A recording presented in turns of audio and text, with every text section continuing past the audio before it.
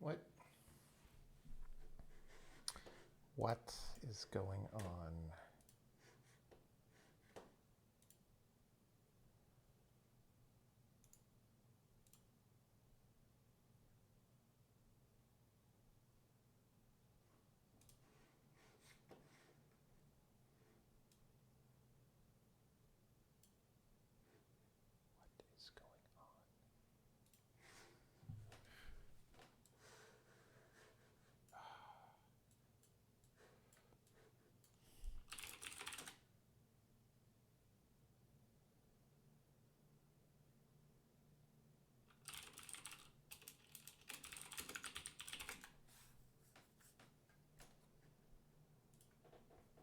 Hello.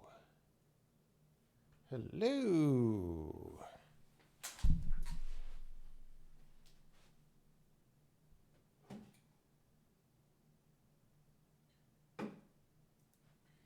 I'm going to have to set up some Dr. Pete on the soda stream, man.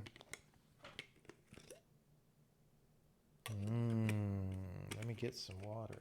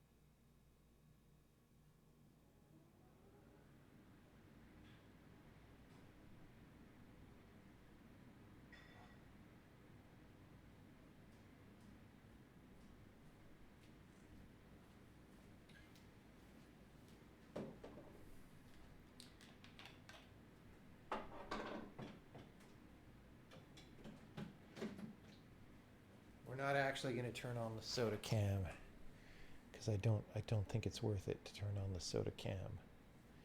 We'll just run it. Do I have a good monitor arm? No, I think they're all terrible. Although I'm about to try one. When I moved into this place, I got one because I've been using this weird. Okay, way back years ago when I was experimenting with monitor arms last time, I was like, hey, it looks cool. Here's a 2-in-1 monitor arm. Let me get that. And it turns out that sucks because it's not versatile enough to do the kind of things. But I've been using it anyway. So I've got like a single monitor arm on my main monitor. And then I've got a 2-monitor arm, one arm of which is not even being used. And the other arm holds up my Elite Gamer monitor. So I just want to replace that big bulky double arm with a regular single arm like a sane person. And that's what I'm going to do while sipping on soda and chatting, and then we'll probably do some programming.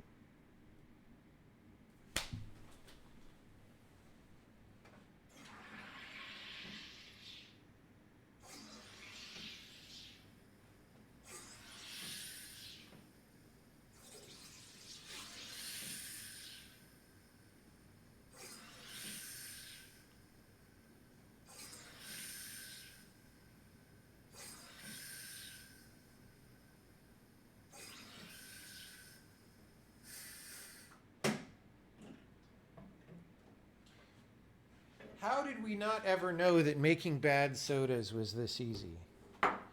We could have had a soda stream at home in the 1970s with Dr. Pete, and we didn't. We did not have that technology. Okay, should I put it in here? I don't know. I'm just going to mix it in here and we'll see how strong it is. And then we'll put the cap back on. Is soda stream good? I mean, define good. You had soda streams in the 80s in Australia? Wow. How come I never heard of them until like 4 years ago?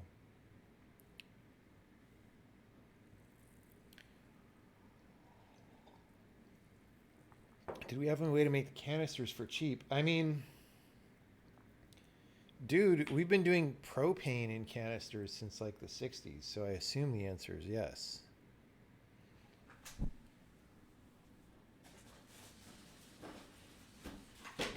Okay, let's figure out. We've got pieces of an arm here. I may need... Oh, maybe not. All right.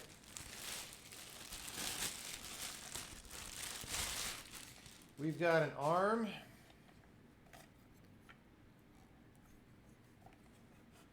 Doesn't seem too bad. Seems pretty normal. You tighten and loosen it with a hex nut kind of a thing. It's got a little monitor mount thing tangler right here. That's great. Is it as good as store-bought soda? No, it is not.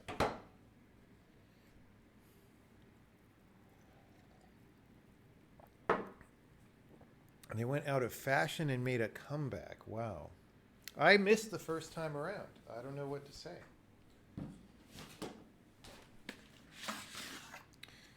All right, well, we got another tube. We got a tubey tube here, and this tubey tube looks like it's probably the vertical post.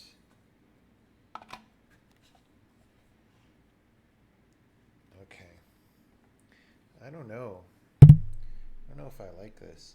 Does this thing hold onto the vertical post just with friction? There's this hex nut to tighten. Dude, that will be ass if that's true. What a shitty monitor arm. We'll find out.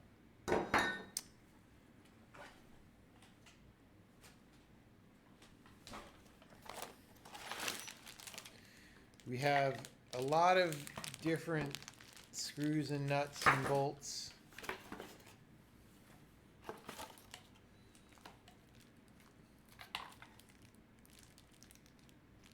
Wait. Here's some kind of a thing that seems like it might have something to say about how the thing goes. Warning, this bag is not a toy. Oh, no, this is not. This is like a cable guide or a place to... Oh, it's a place to put the little hex wrenches that you can snap onto the pole, which I guess is not the worst thing, but still basically useless.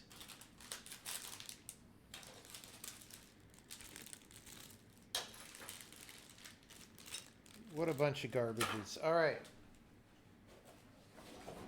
Guys, why don't I start a monitor arm company? I would make really good monitor arms. Ergotron. No, I really didn't like the Ergotron monitor arms that I used back in the... Or maybe this is. I actually don't know. Let me see. I think there's a documentation here. No, this is a 7 Incorporated starring Brad Pitt. Everyone said way back in the day, I think I even asked Stream, what monitor should I get? And everyone was like, oh, Ergotrons are good. And I got it, and it was terrible. So you can't trust the Stream. This one I randomly bought off Amazon, but it feels so shitty right now, I might just throw it away.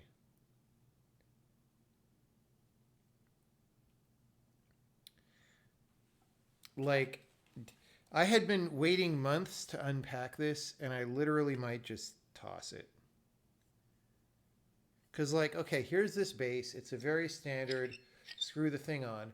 Okay, problem number one, this fucking base assumes your desk is like this THICC, which mine is not. I have a very thin desk. So this will not even attach to my fucking desk. Problem number one. Unless I put a spacer in there, and that's going to affect stability of it and all these things. Two, the top of it is this thing, and you're supposed to like screw stuff in there, like some of these plates or whatever, but these plates like all suck. Like, I don't see anything. I don't see what is supposed to like hold this thing up in a plausible fashion. I mean, I could read the instructions, but I've used a lot of monitor arms now. I don't see anything good here. Okay, hold on. There's another box. Wait. Wait, there's another box.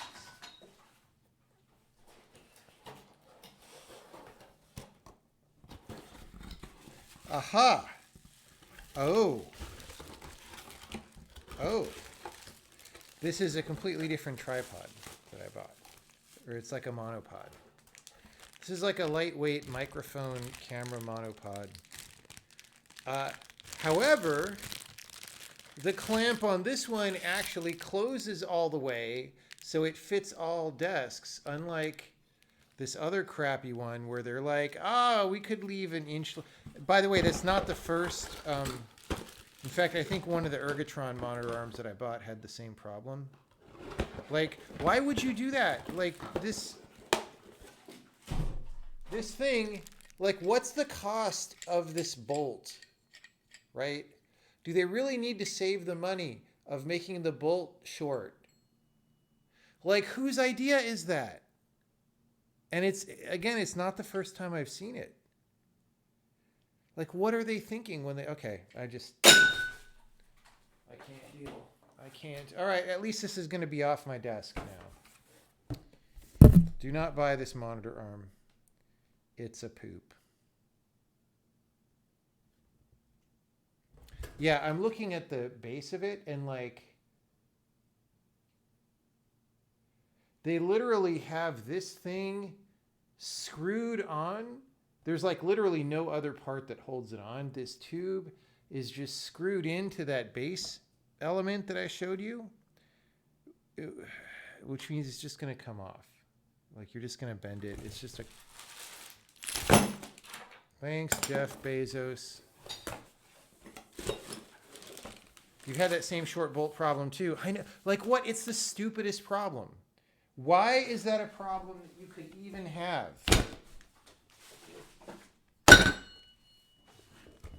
Can't believe I let this sit on my desk for months. I was like, yeah, someday I'll use that. All right, well, now I'm in the market for a good monitor arm again.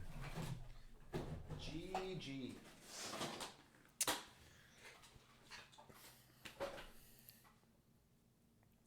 Widescreen gaming. What is widescreen gaming?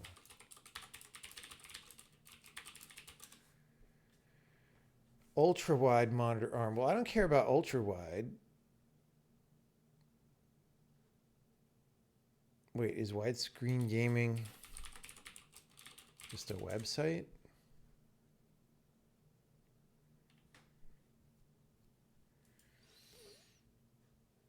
I just see a website with people posting on it.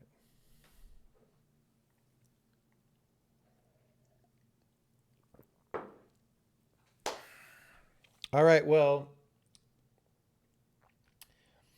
that has already put me in not the best mood because I wanted to make good progress on things today. This was going to count as progress. I guess it is progress in that I figured out that's not going to be my monitor arm. But still, bro.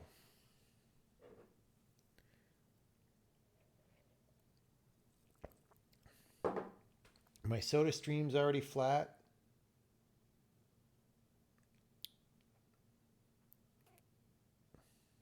I must be really busy. Yes, I am really busy. I feel like I need a vacation.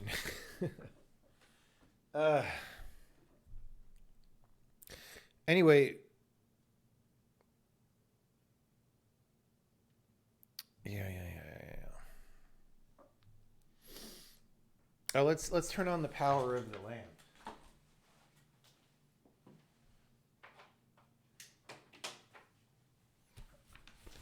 That's good stuff. SF wasn't relaxing. Oh, it was fine. I got to see people that I know a little bit. I got to watch a movie. I got to buy some clothes. I don't know. It's fine, but like San Francisco really has gone downhill. And it's kind of depressing to be there for that reason.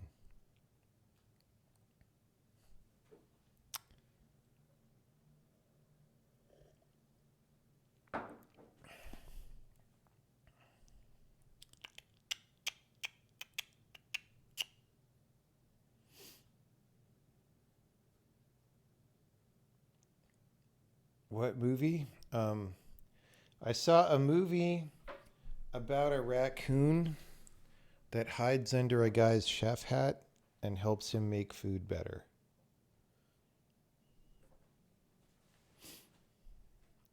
Have I seen that 2880 by 2560 monitor? No, probably not. No, I'm being serious. I saw that movie. It's not a joke.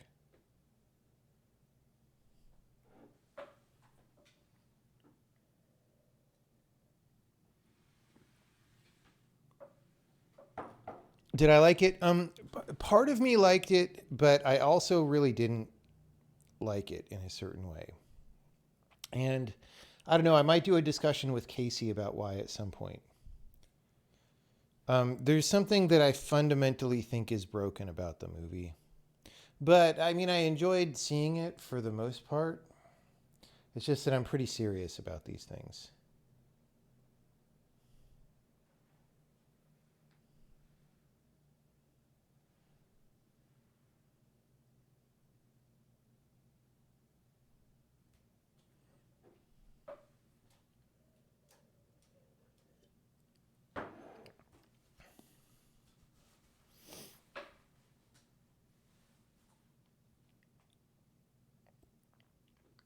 Okay. So what do we do for programming? There's a couple things we could do. We could bug hunt. I'm not really in the mood to bug hunt. We could work a little bit on a utility / example. Which I'm not in the mood to do anything productive right now, but we'll do that. And we'll just do it really slowly. You know,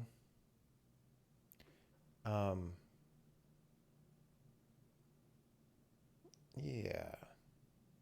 We'll just do it really slowly and chill.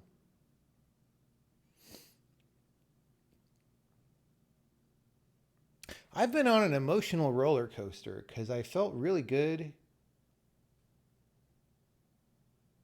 I've been going for, like, you know, running a game company where you're trying to do too many projects is it really is hard, and I've just had several ups and downs all in the last day.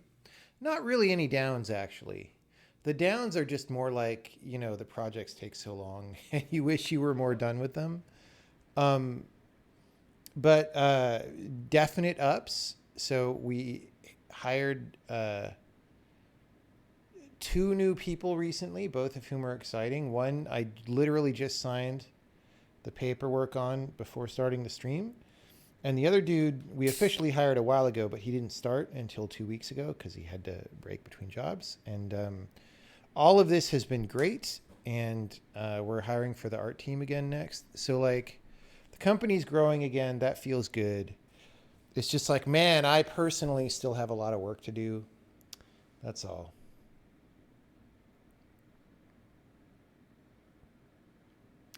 What do I think of Nintendo's patent for Zelda on a rewind mechanic? I mean, what's the date on the patent?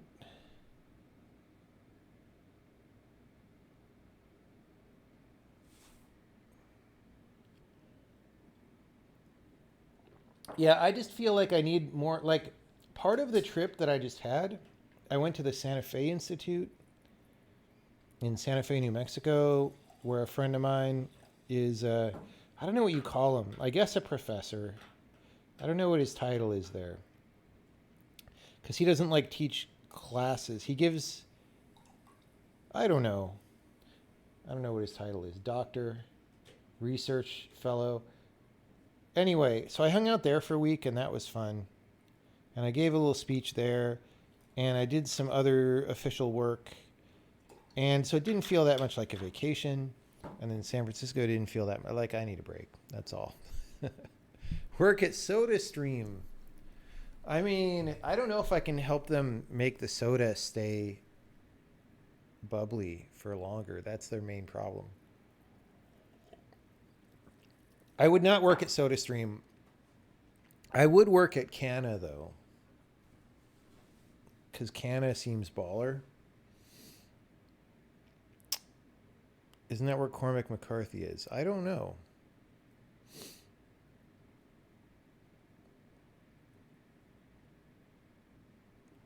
What type of soda? We're drinking Dr. Pete. The famous soda Dr. Pete.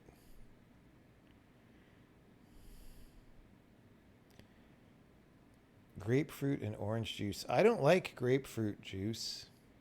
And orange juice, I just don't drink because it's basically poison. So it is what it is. Rewind patent is for 2021. Are you shitting me?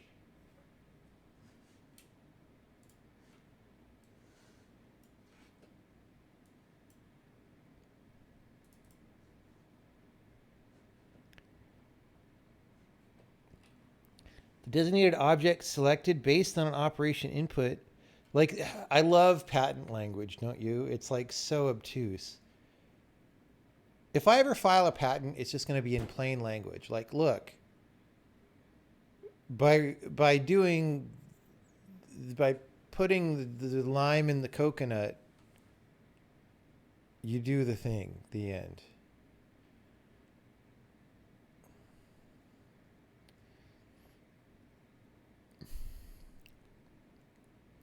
Return movement to return to previously recorded positions and orientations, sequentially backward from the time of giving a start instruction based on the operation input. A state in a virtual space, including a player character, the designated object, and other objects is updated based on the virtual physical calculation. This is like complete nonsense.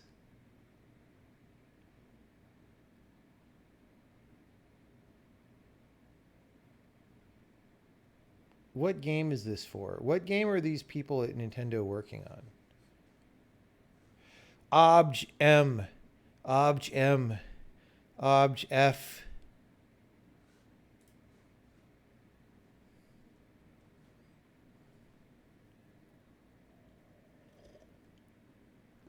Is this actually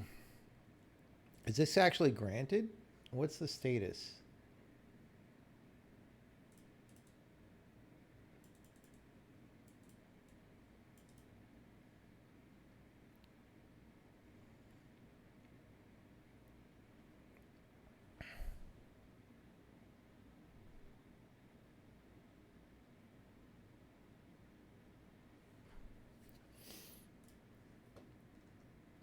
There are conventional game programs in which the motion of an object provided in a virtual space is utilized. Like, what? I mean, I guess this was probably written in Japanese and auto-translated as well, right? So it's got that happening. A reverse motion of the object returning to the previous state before the movement cannot be utilized.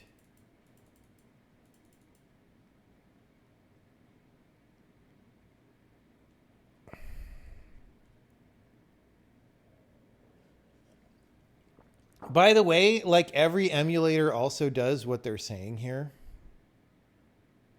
Like emulators can back out state. A non-transitory computer-readable storage medium, having stored therein a game program of the present non-limiting example, is executed by a computer, including an information processing apparatus. The game program causes the computer to execute controlling a player character in a virtual space. What the fuck is this?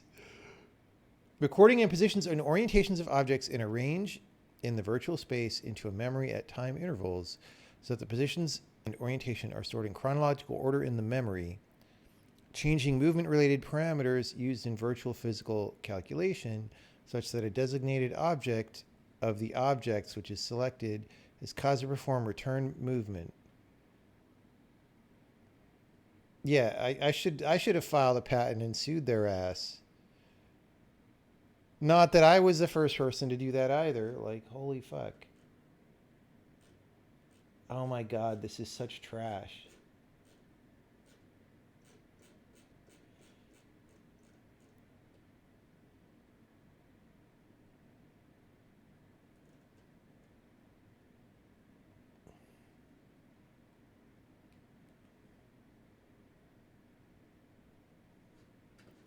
A novel game can be implemented which is different from games in which an object is caused to only return to its previous states.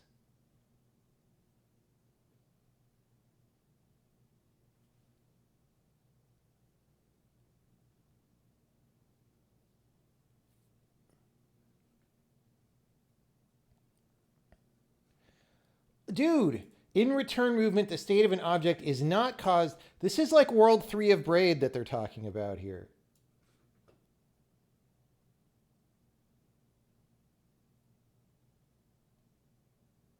Where's World 4? Where do they try to patent space, time based on space?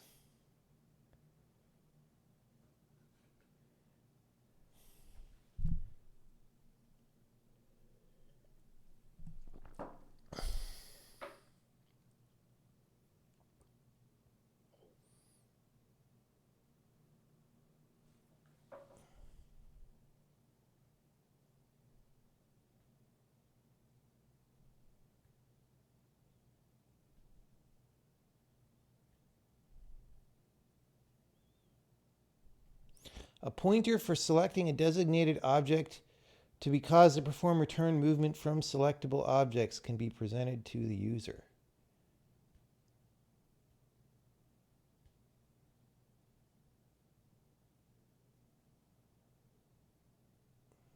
I mean, this basically covers all undo as well. What they're like, the language is so broad. Like every puzzle script game violates this patent, supposedly, except, of course, those games all existed first.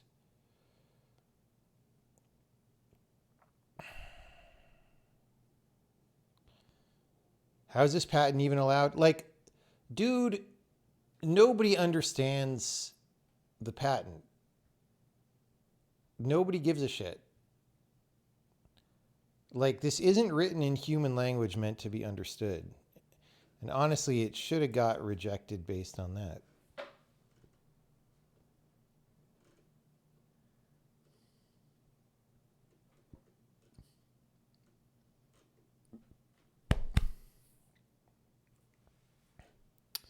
This is making me want to burp.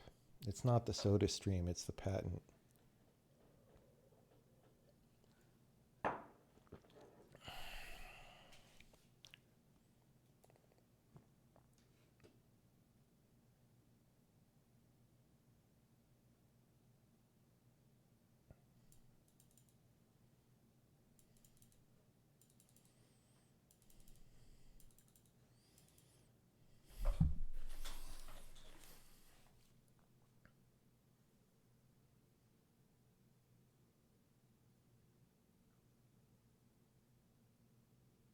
This is like all just the same text.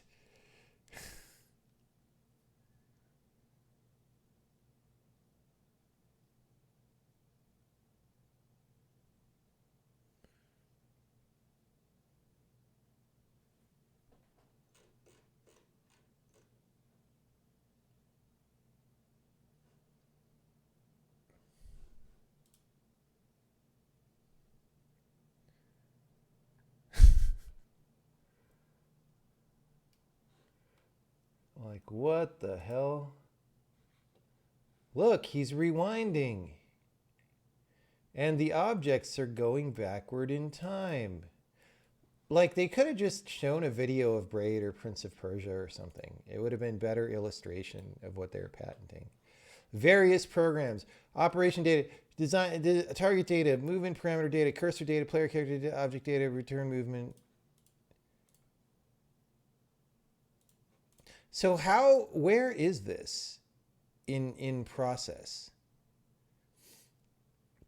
Like, is this a granted, or can I like file an amicus brief saying this is bullshit in Japan somewhere?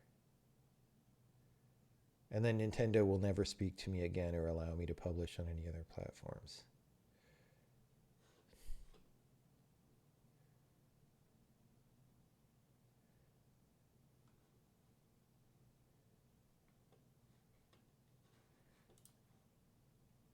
The status says it's pending. How do I...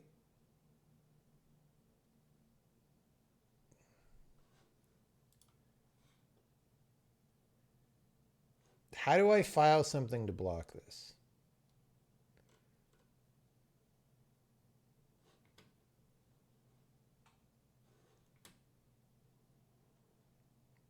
Examiner's search strategy and results.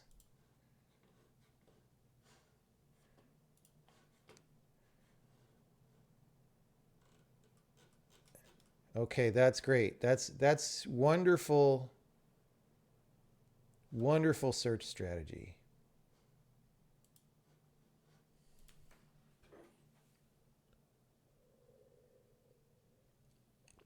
Prior art defense is valid even if it's granted. I know, but this is just bad behavior. Like, they know, the people filing this patent fucking know that games have done this before. A lot. Like I said, this doesn't just cover rewind, okay? This covers undo systems generally. And they know that. So they're just being dicks, is what's happening.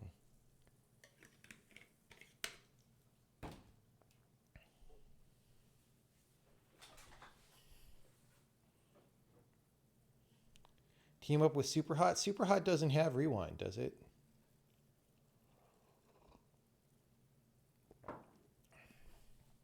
Who could we team up with? I mean, I could team up with Microsoft, who has Blinks the Time Sweeper. That has return motion.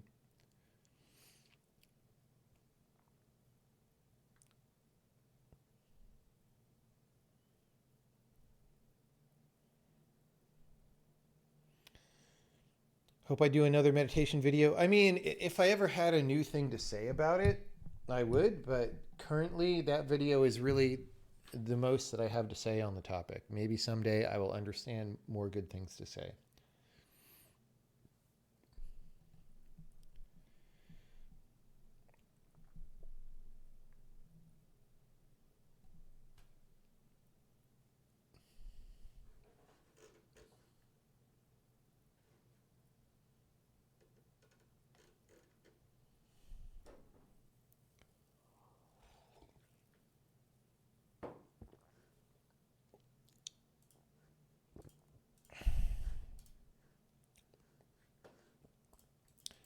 Oh my God, I can't believe how bad this is, man. Man.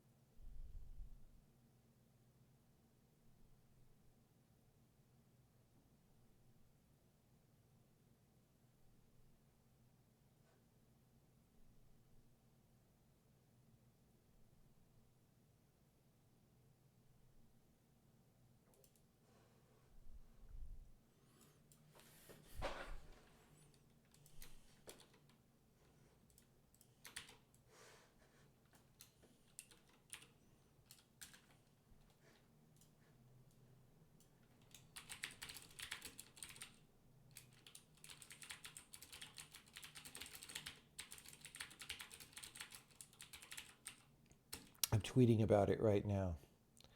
That covers.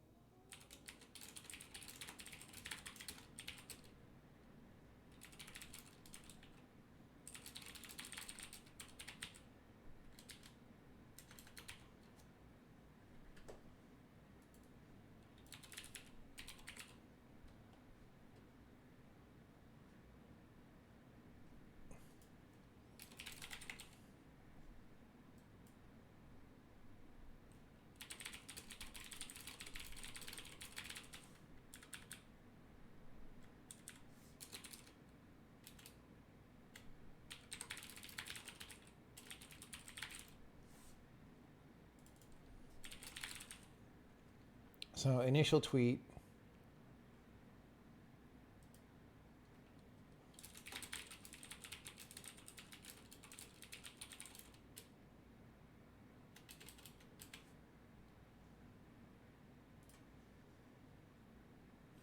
And then for the second one, I'm going to get extra snarky. Where is it?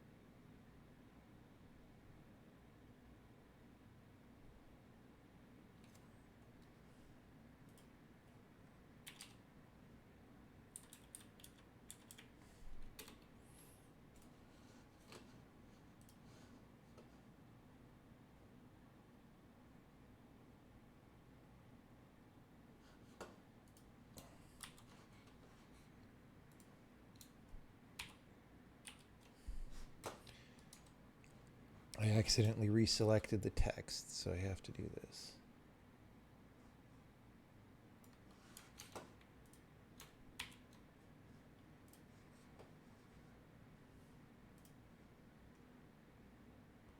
This is going to be horrible to screenshot.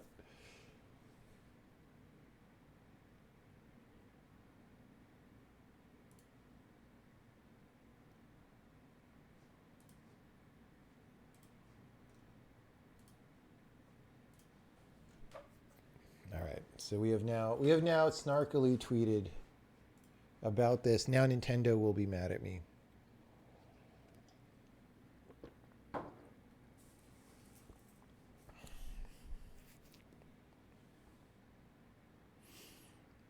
Now, what one thing that they can claim about this patent is, you know, they do talk in the patent about selecting the objects to rewind with a cursor. And Braid doesn't use a cursor to select objects, and Prince of Persia doesn't use a cursor. So maybe they can patent the cursor part.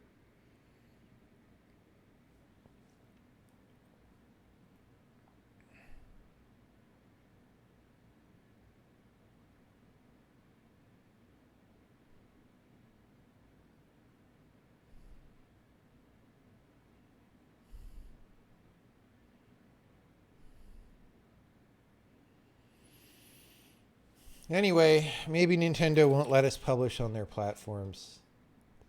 That's fine.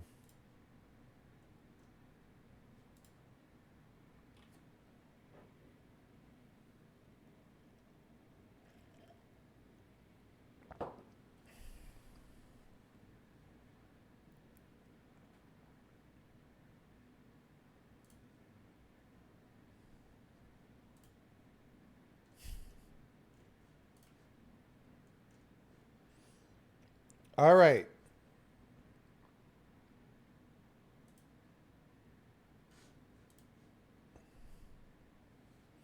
Since when can you patent game mechanics? Well, the way it works, you'll notice if you read that patent, it starts out by describing a computer system with blah, blah, blah, with blah, blah, blah. Basically, the way you patent things is you pretend that they are hardware. So they are pretending that rewind is hardware. That is part of why the language is so messed up.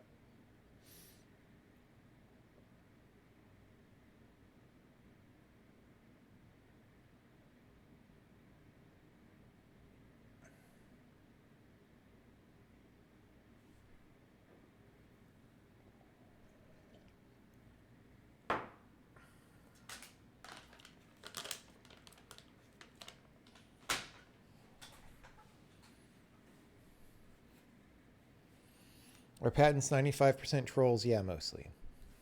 Yeah, almost nothing that is patented is actually new in the modern world. It is a racket. Basically, the way patents function right now is there a way for large companies to attack smaller companies, um, and that's it. Because if a smaller company challenges a larger company's market, the larger company just threatens to sue them. Because we've got so many patents that I know you violate some of them, and don't make us pay attention to you, right? Because we will sue the shit out of you, right? Um, so, well, why doesn't it work on bigger companies? Because bigger companies also have a giant armada of patents, right? And so if a bigger company threatens to sue another bigger company, um, then that company threatens to countersue, and then they settle, right? Because they don't want to go to like patent nuclear war with each other. So the only people who actually suffer from this are the people who don't have a nuclear patent arsenal, is how this works.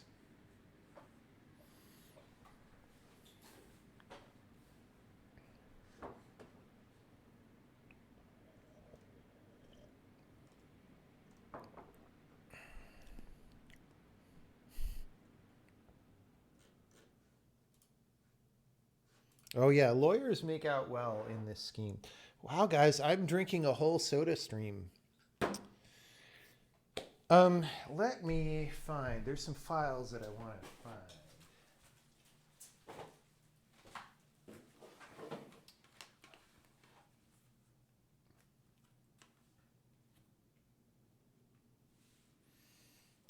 Let me dig this up. We're gonna do a thing. We're gonna do a chill, smooth brain programming task tonight that is not hard.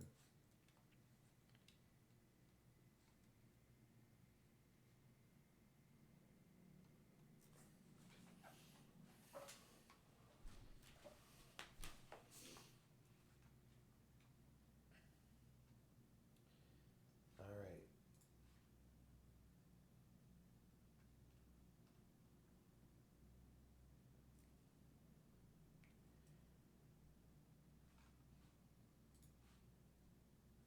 Where did I leave this file, guys? It's on my laptop.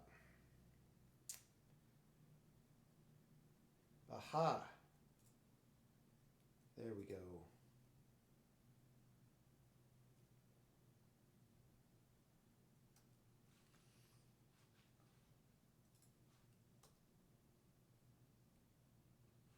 Okay. So I wanted to make a little converter file that converts a subtitles file. Now there's an STT file and a VRT.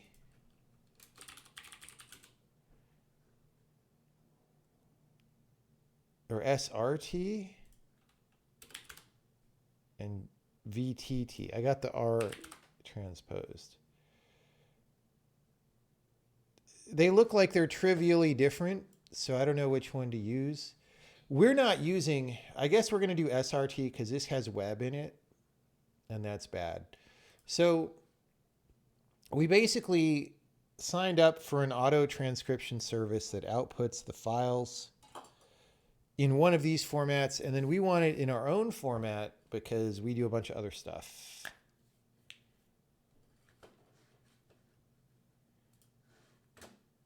Let me go into high security mode here for a second.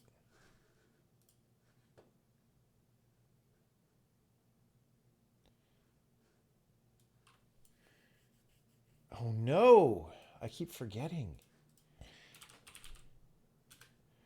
There's this crucial fact that I continually forget.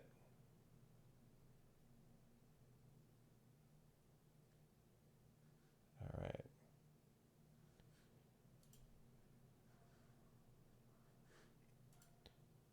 Gonna download this file. Gonna name it to something short.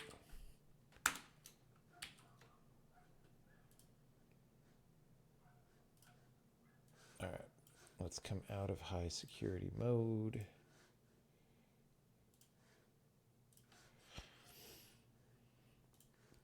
We're going to go to the examples And I'm going to go, I don't know, subtitles.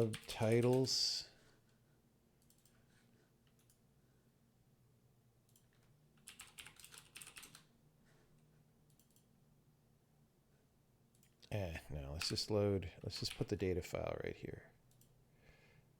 Oh, man.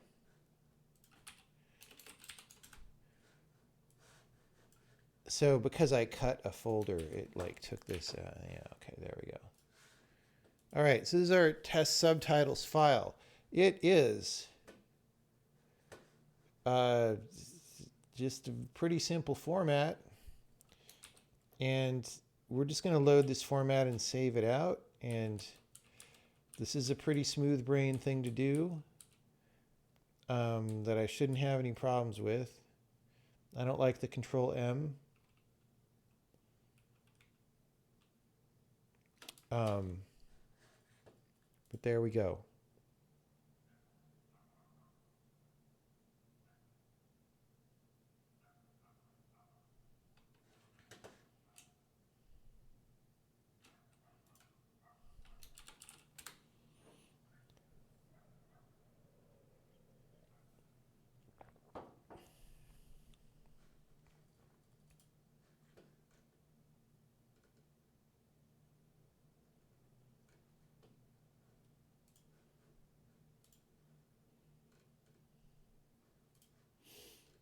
People are replying to the patent tweets.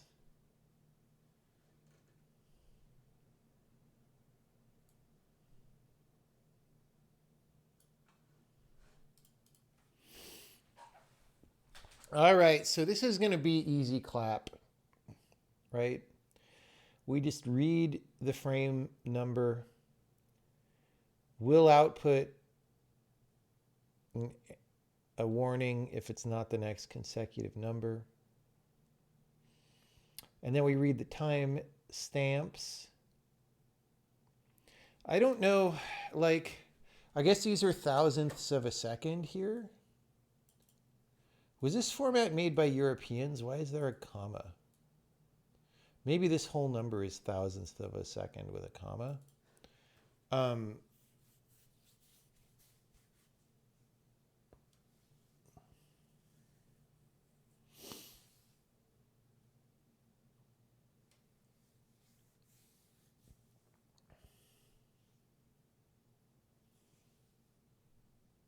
Milliseconds, yes.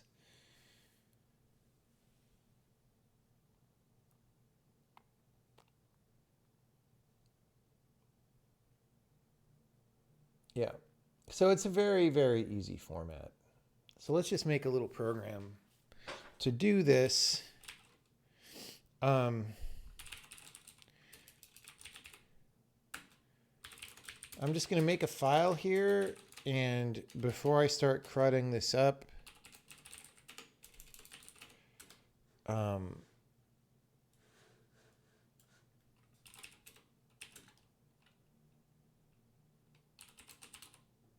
we're just going to svn add. So we don't add a bunch of junk files. Okay. So we're going to import, I don't know, file and basic. We're going to go data is run this in the same folder with the input file. It is just a junky test program for now. Data is read entire file test.srt.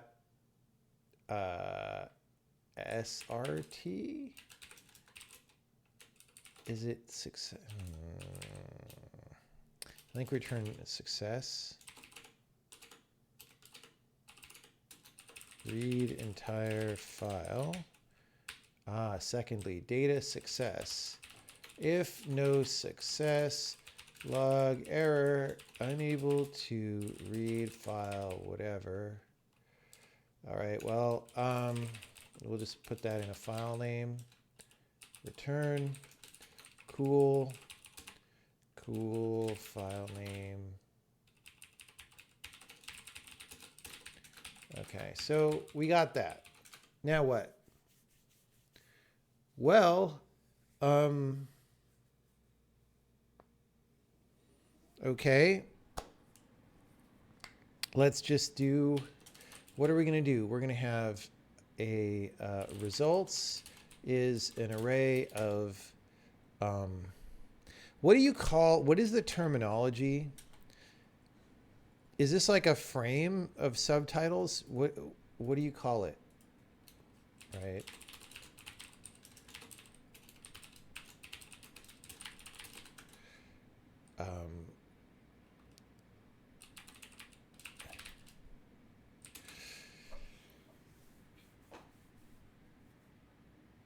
And then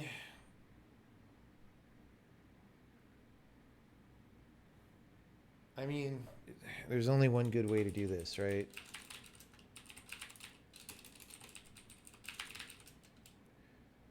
And then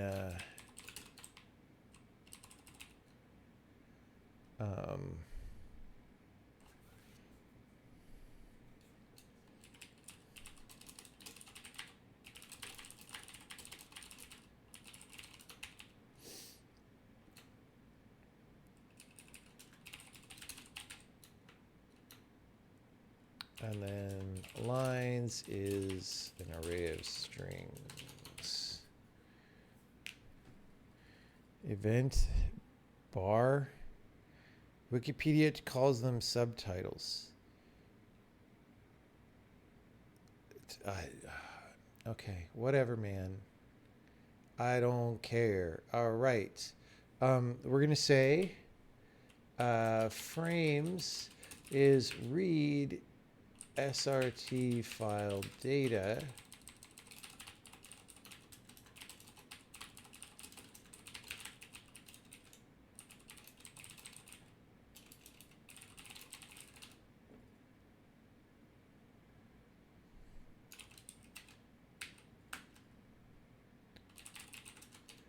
And then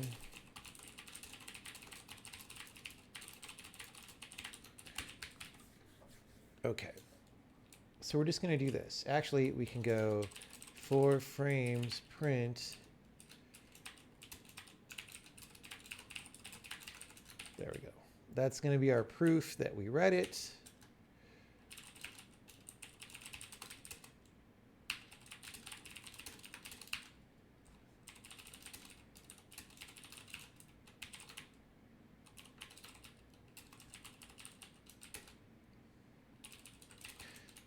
All right.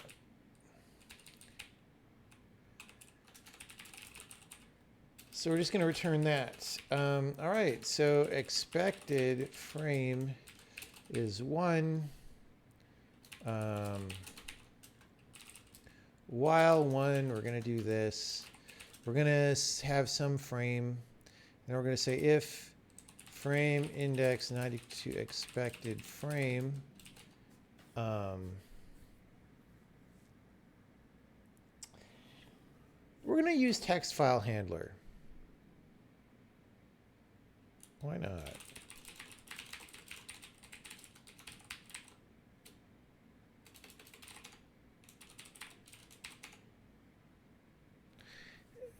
You know, yeah, why don't I just, okay. So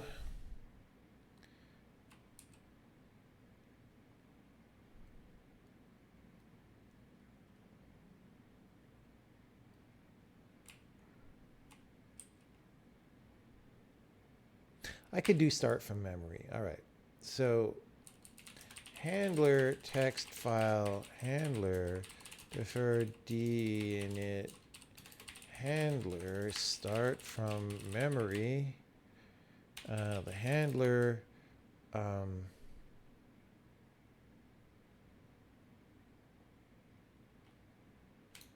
we use short name? Why is short name even still in here? Anyway. And full I might just read the file in here later, but anyway.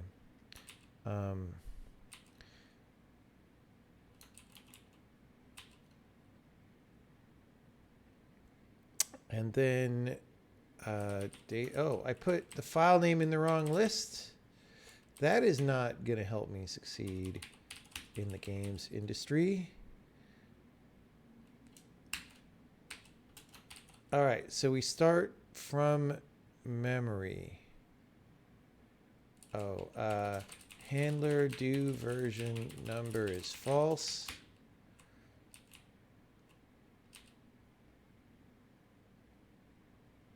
Okay.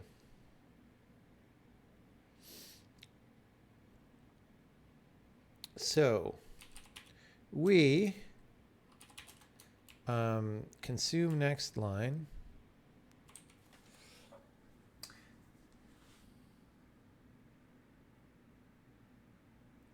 You know, we might not actually want to use the file handler here.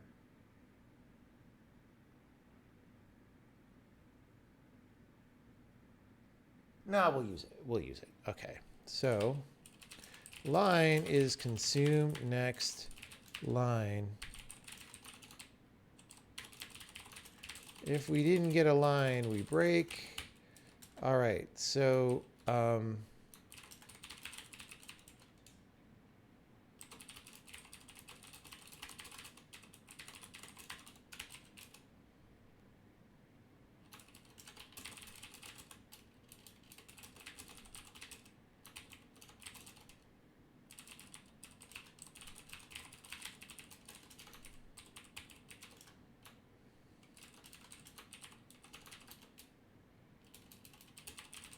so this is just to prevent us from spamming. If this happens, which it's not going to. And actually, we want to use the handler error. That was part of the reason why I wanted to do this. Because it reports the file and line of the thing that you're reading, right? Yeah, so we say error handler this and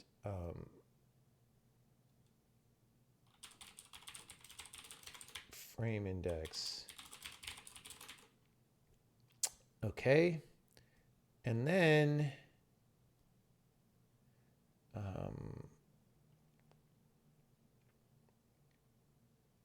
I don't know. We'll keep going. Whatever.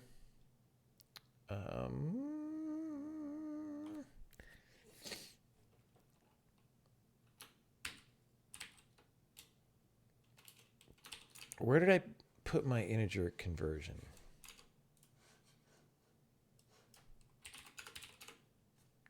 I'm not even typing right.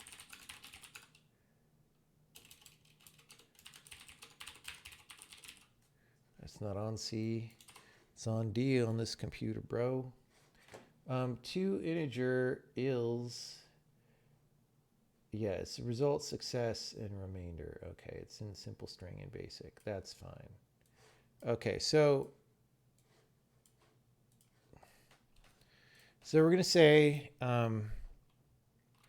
value success is to integer line if not success error handler expected to read an integer but got. This will probably happen because usually when you start doing a simple file parse like this, you mess up something, right?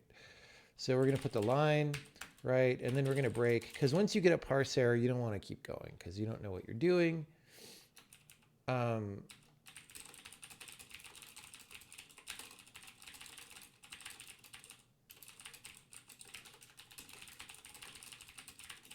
Let's put a, we're going to want to put a nice comment for the people at the top here. Consume text line. Oh, well, it is a text line. It is a text line. All right. Now, start from memory. We do the results.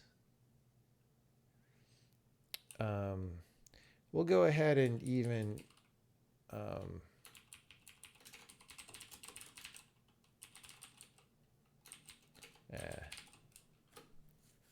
We'll just leak the frames.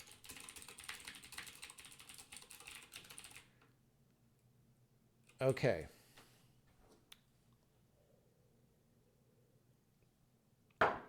So, where are we at? We read the integer. Oh, frame index.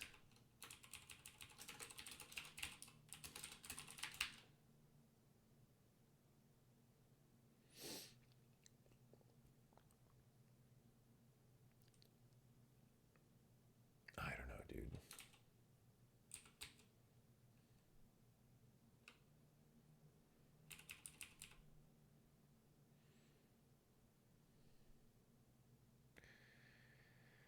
Should I even bother doing this chat? It just seems stupid. All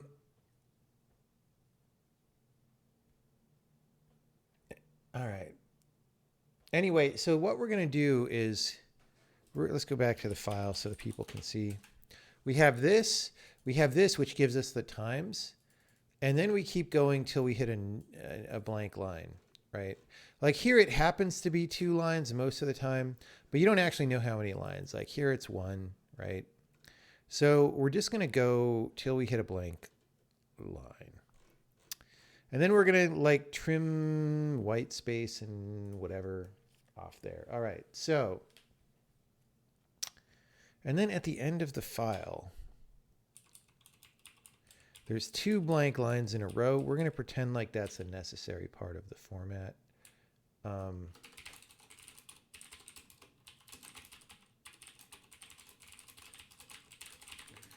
right.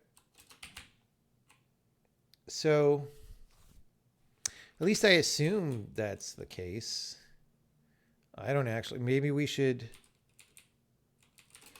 or should we just eat blank lines here? And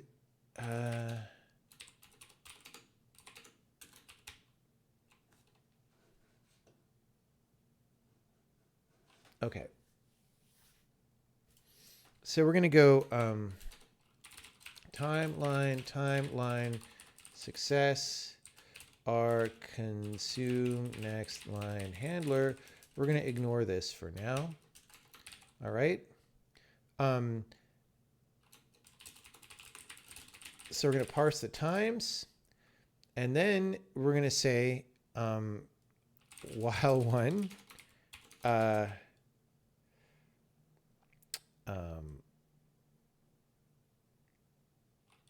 text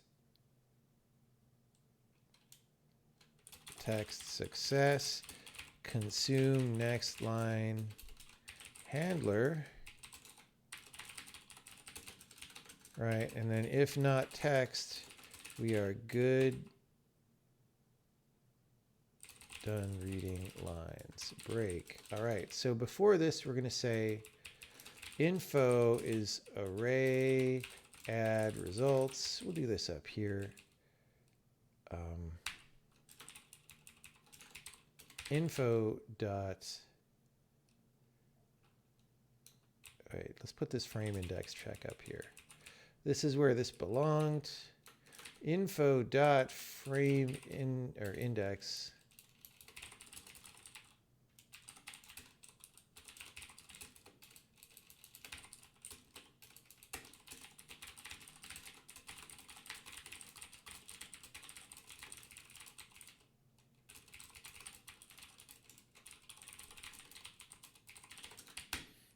Okay. So we set the index, we do the times. We'll say if no success,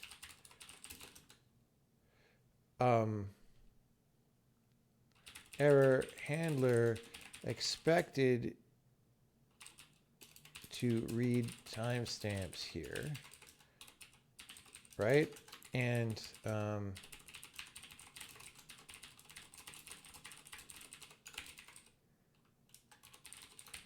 okay.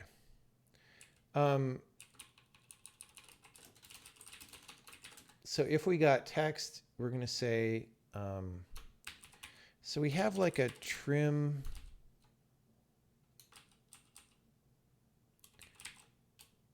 Is it in string? Trim.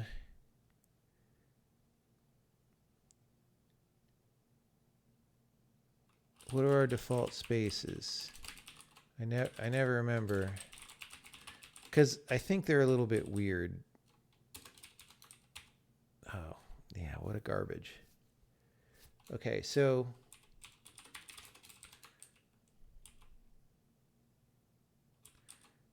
eat trailing spaces.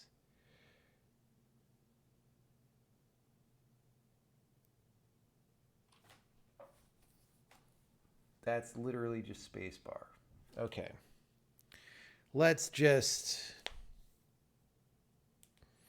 You know, we probably don't want to edit the line at all. I don't think we want to eat spaces off the end of the line. We'll just take off Control M, right?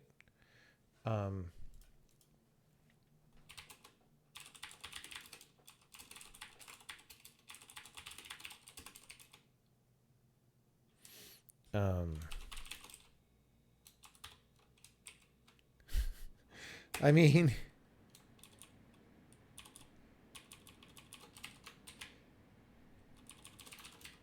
all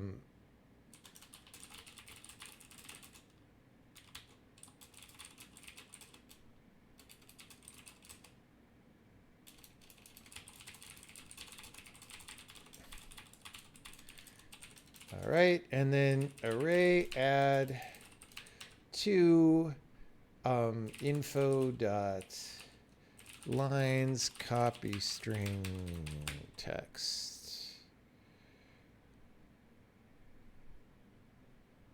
You don't think the blank lines mean anything? It looks like the carriage return indicates, oh, yeah, okay.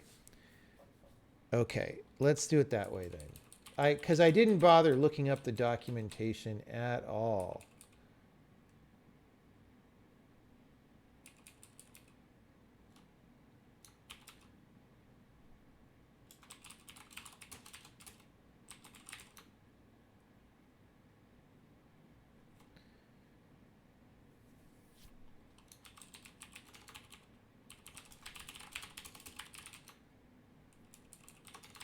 So we already know text.count.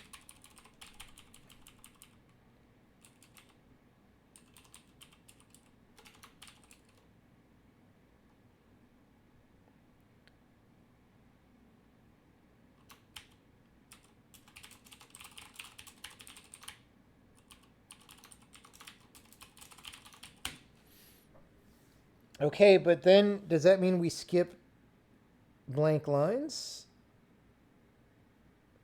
Always?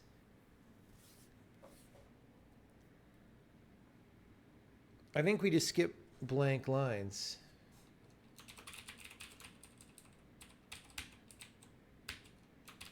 I don't know.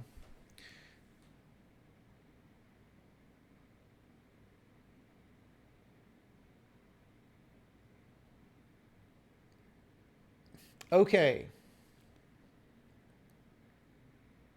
So while loop, common fail is that you don't break from your while loop. So here we will break from this one. What about this one? This one we break up here. Okay. I don't know, like this might actually do something. It probably won't compile, of course, right?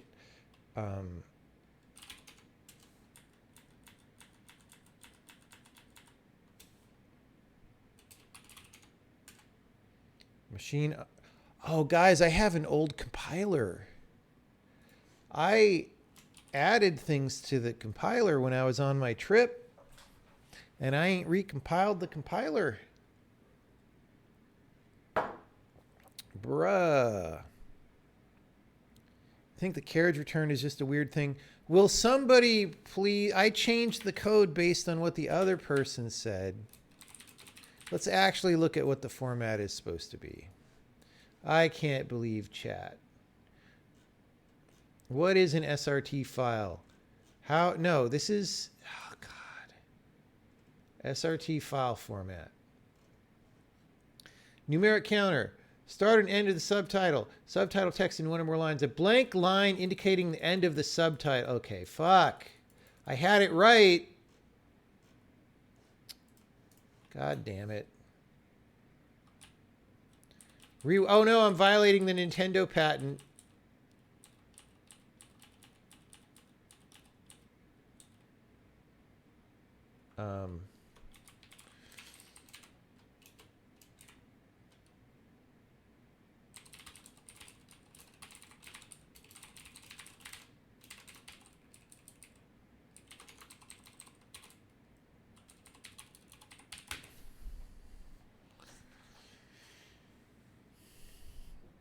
A CR is a red herring. I mean, I suspect it's redundant in some way, or I don't know. Maybe just this tool. Maybe the CR is an artifact of the tool that's writing it out.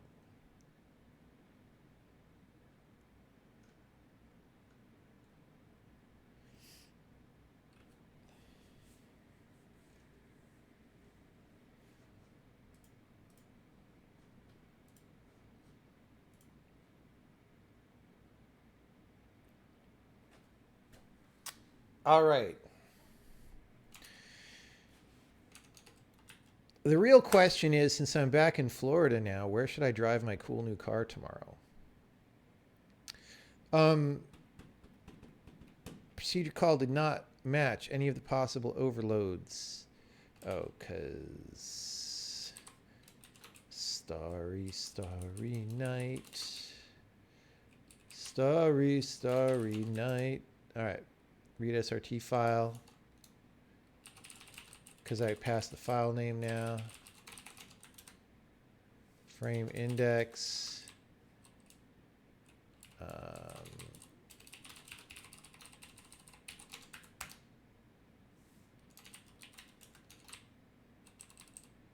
Frame. Oh, did I delete? I deleted the thing where I added the thing. All right.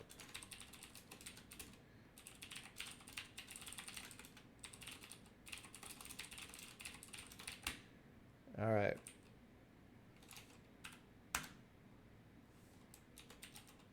Oh, I deleted my comment. Oh, no, no, no. It's not. Never mind. It's called info, not frame. All right.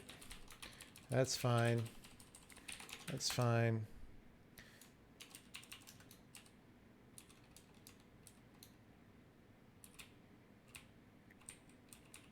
So does the handler tell me if we errored? I think it should fail. Yeah.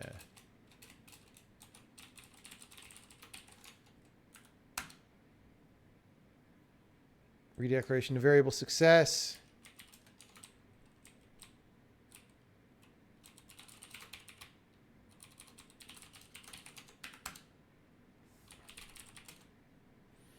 Okay. Well, we got through 9,000 lines of the file, and we put them. So here's frame one. We didn't get any of these frame errors, so all that worked. So we got frame one. Our timestamps were not parsing yet, and we got the lines. Frame two, timestamps were not parsing yet, and we got the lines. Frame three, blah, blah, blah. Wait, hold on, no. No, no, no. I did it wrong. I parsed all of this into one subtitle and didn't stop.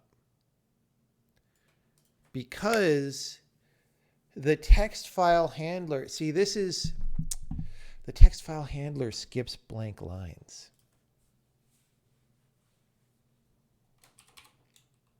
And I thought it didn't, because when I looked, I didn't see it, but it does.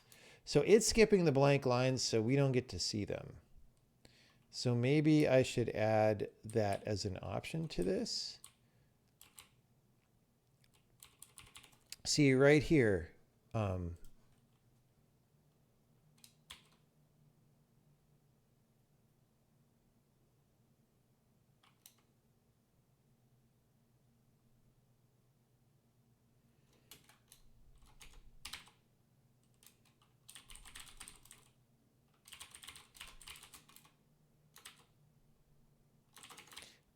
We'll call it auto skip blank lines. And otherwise, return whatever, comma, true. Okay. Okay. So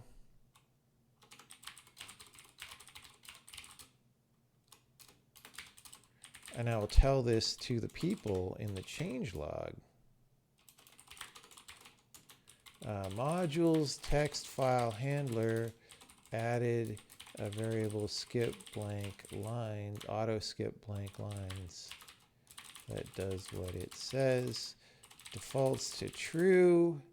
I actually just gave it the wrong default value, but defaults to true so that it mimics or reproduces the old behavior, but now you can turn that off. Okay. So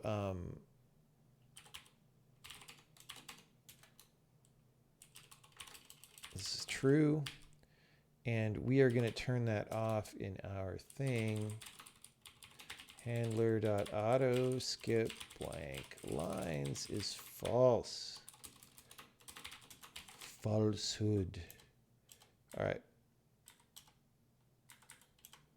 Hey, that's what we wanted to see. Now we actually have 1,900 different subtitle records. Holy crap, that's a lot. And this is even only half of this interview. All right, so that's great. Next, we need to do the timestamps.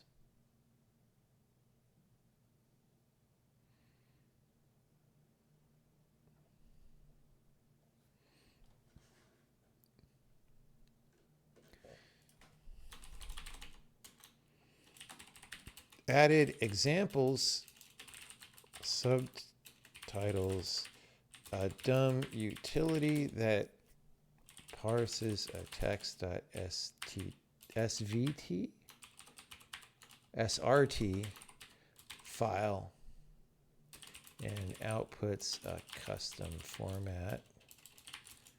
A reasonable example of a not too complicated program that does something useful with text.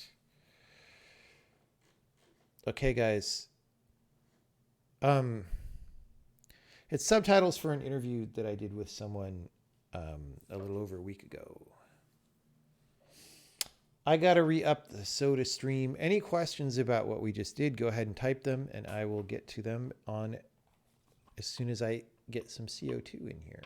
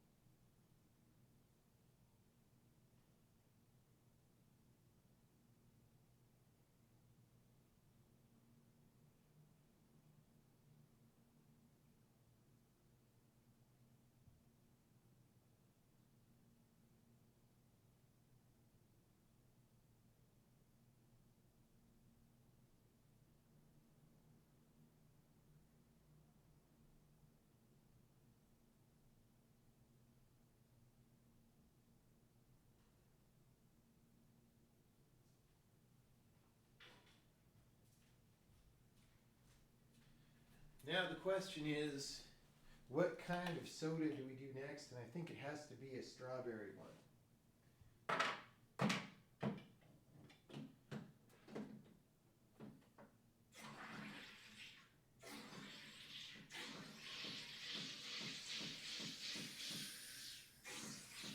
to be real bubbly.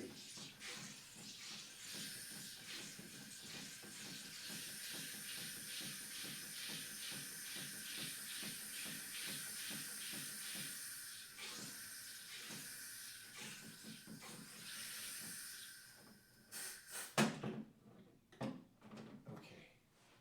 See, that's how you make it real good. Okay.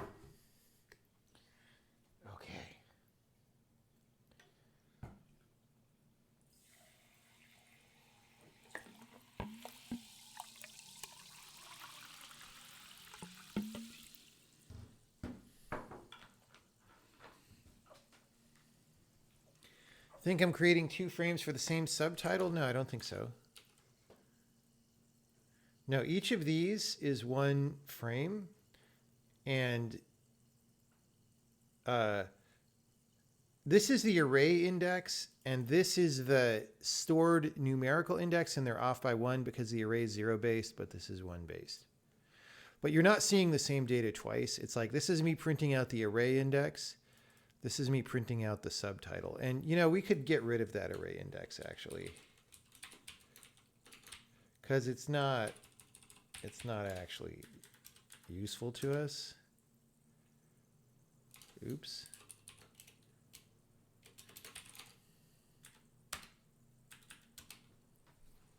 Like, that's cleaner, right?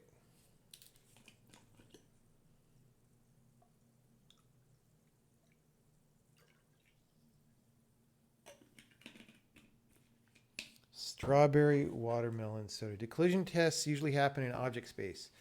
It really depends. Yeah. But it's not that simple, because if you're colliding 2 objects, you can't really be in object space of both of them, right? So you have to transform one into the space of the other. Is how it generally works.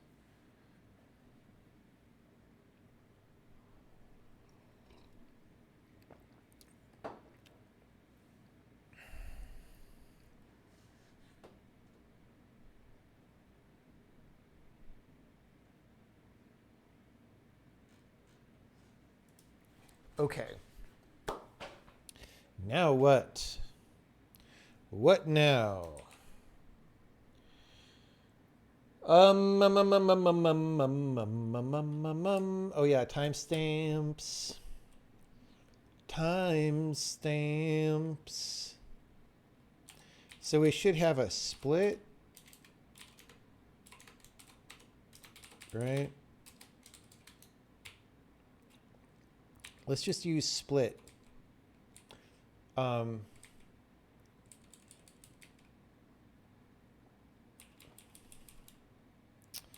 right. Start. Oh, yeah.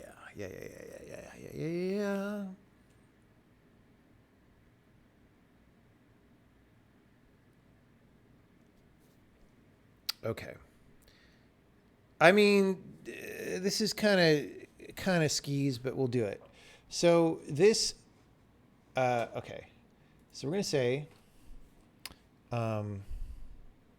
split result is split of timeline with, I think it's space at this, right?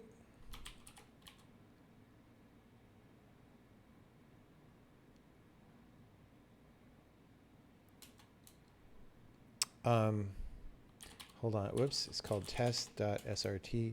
Yes. So we want to split by this. If we don't find this, then we didn't parse it, right? Okay. So we're going to go here. And if split result.count is not equal to 2, how does this array and temporary storage? Okay, great. So if we don't get 2 things, we could get 1 thing or we could get 3 things. We don't care. Handler expected a single between 2 timestamps, but did not find it. And we're going to break. Again, anytime you're parsing and you don't know what's going on, you probably should stop. That's just how it is. Okay. Now we're just going to make a dummy function. We're going to say start. Okay, we'll say info.start time start success. Oh. Okay. These are going to be parse timestamp and split result sub 0, right? And info.end time. It's the end times, everybody. End success are split result of 1. And we're just going to go incomplete is down here now. Because our actually, it's not going to be incomplete. Oh, yeah. Okay. If we didn't get success on either of these, error, handler, unable to parse the ending timestamp and ending timestamp. What am I doing? Error handler. Break. All right. And same here. Unable to parse a starting timestamp. Great. Okay, so parse timestamp. You know what? We're just going to put this right here. This is going to be, we'll move it out later maybe, right? It's going to return Apollo time. And we're going to say 0 for now. So that's going to give us exactly what we had before. Oh, whoops. The reason we did this is because that's not a thing. Split. Oh no, did I not import string? Too many values. Procedure only returns 1. Parse time. Oh yeah. Parse time. Oh yeah. Oh yeah, we totally parsed that successfully. All right. Convert. Boom. All right. So we are still doing it. So now let's, so it's seconds. It's hours, minutes, seconds. Let's see. Hours, minutes, seconds, comma, milliseconds. All right. So let's just, we're again going to be lazy bones about this. We're going to say pieces is split s by colon if pieces.count is not equal to 3, return false. We're just going to complain about it. All right.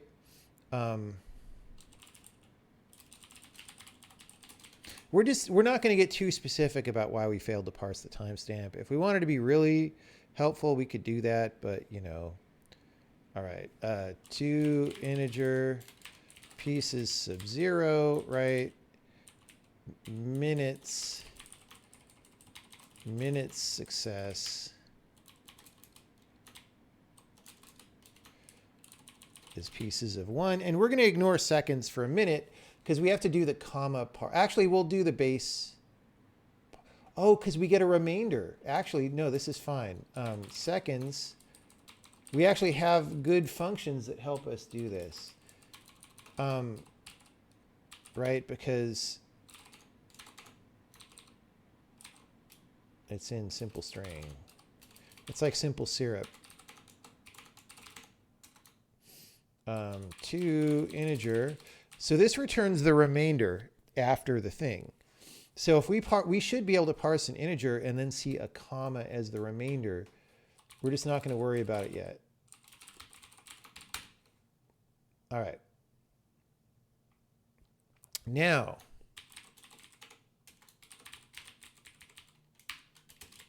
seconds to Apollo. Okay.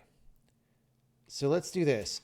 Seconds plus equals minutes times 60. Seconds plus equals hours times 3600, right? And then Apollo is seconds to Apollo on seconds. Return Apollo true. Okay, so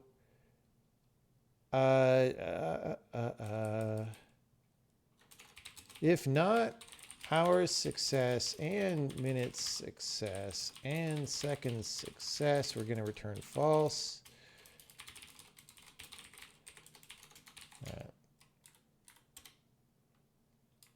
Oh yeah, return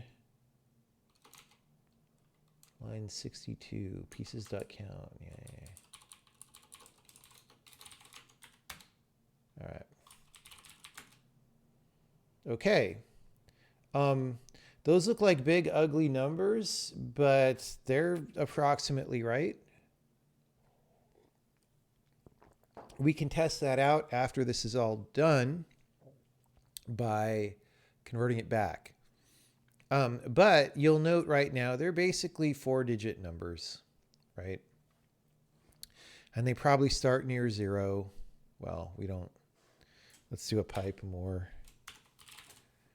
Yeah, so they start, well, you can't, we're not printing them out with the same number of digits actually, but yeah, you can see that the number of digits goes up over time a little bit. All right. So it seems odd to use Apollo time. I mean, it's a relative time. It's an Apollo duration in this case and not a wall clock time.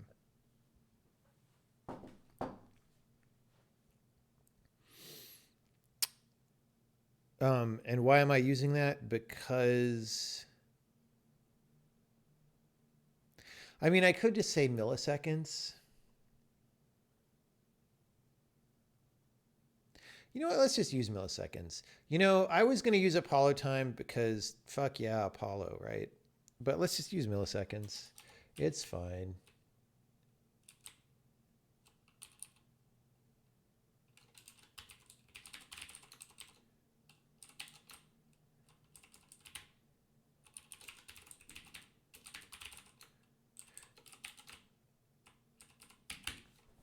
Milliseconds feels more comfortable for this application. Well, I don't know if it feels more comfortable. Anyway, though, I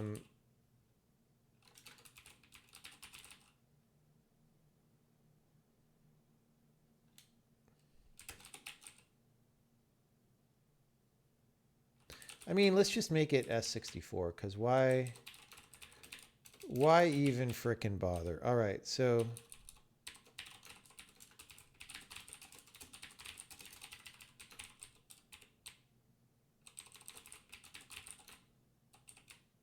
all right.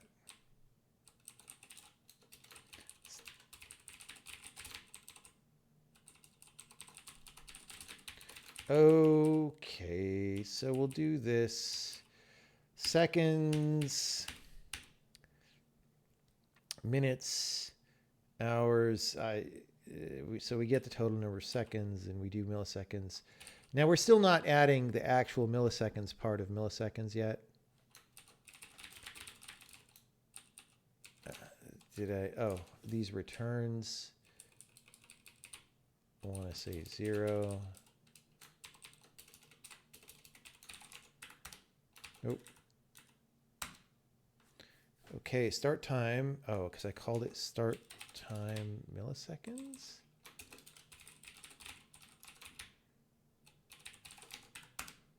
All right. Okay, they're the same number, but with fewer zeros.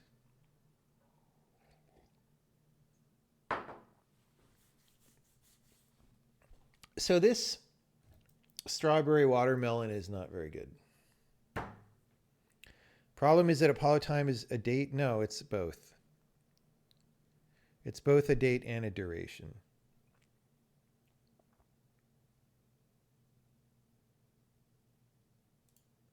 Is it sugar-free? Yes, unfortunately. Unfortunately. Okay.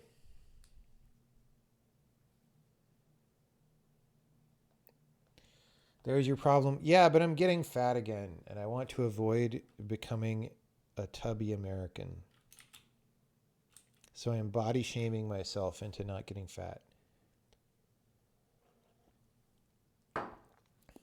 I came to this apartment and ate so many chocolates in my new apartment.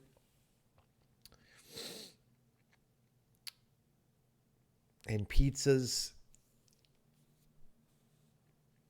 All right. So we've got our timestamps. Now, let's take a look at the remainder.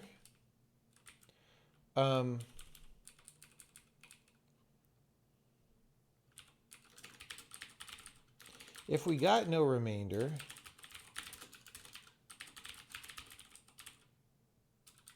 or it's not a comma, we're also going to return 0 or false. Or we're going to go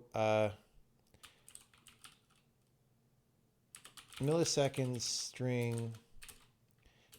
Well, okay, hold on. Right, this is just literally, it's whatever's after. So we're just going to say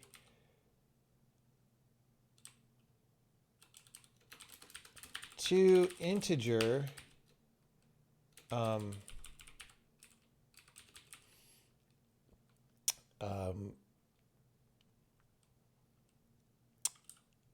advance seconds remainder 1.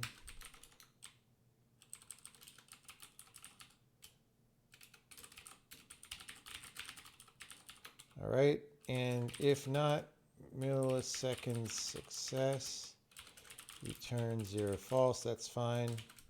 I could have put this up here, but it sort of happens later. I don't know. We don't care.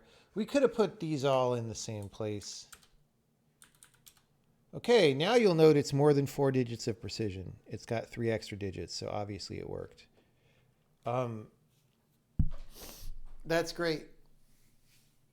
So we're basically done with the important part. We could output it to a different format now.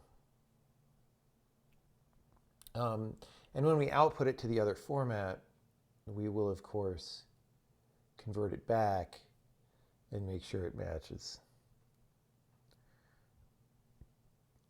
Shouldn't I just use regex? Well, we're done, so, you know. Parsing is hard. You have to use JSON files because JSON is smarter than you. You cannot write a parser. You know what I missed before if people had any questions? I guess I came back and I glanced at chat and I didn't see any, but maybe there were and I missed them.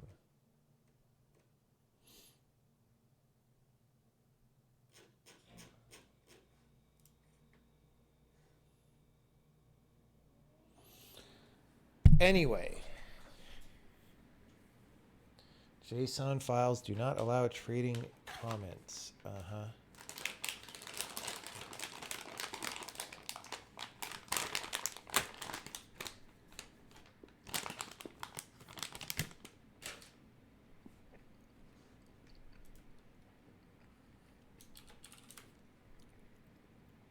Am I going to do donuts in my car?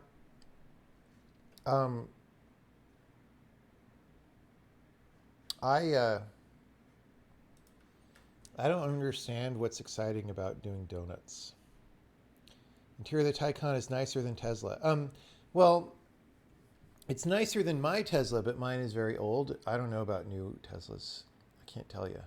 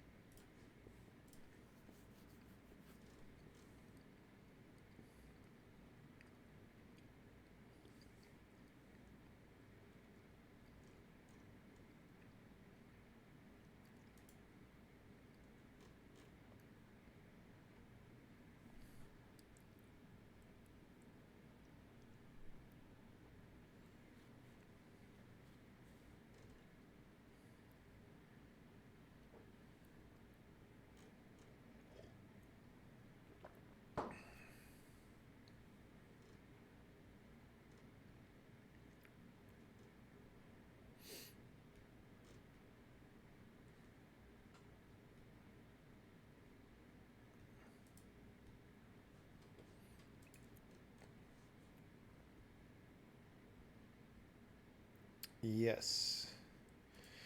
Yes, I have a Taycan that I got.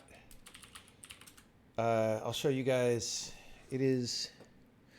There's a few different models. Mine looks like this. It's not that color. Mine is like this color, but this shape. Because this is like the chubby SUV shape.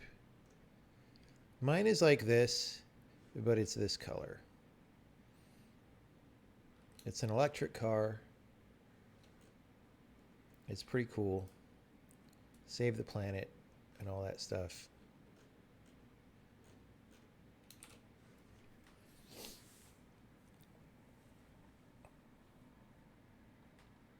Are there going to be video-based puzzles in Sokoban? It's unlikely.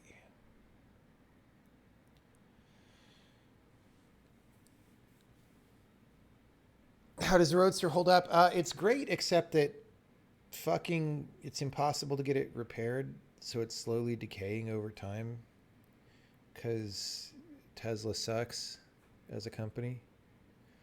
Do I trust Tesla to get full self-driving right? No, I totally don't. Are you kidding me? You can look like right now, if you're in a Tesla, right? One of the new ones that has the dashboard that shows where the cars are, where it, like on the, right behind the steering wheel, it shows you where it thinks all the cars are that are nearby.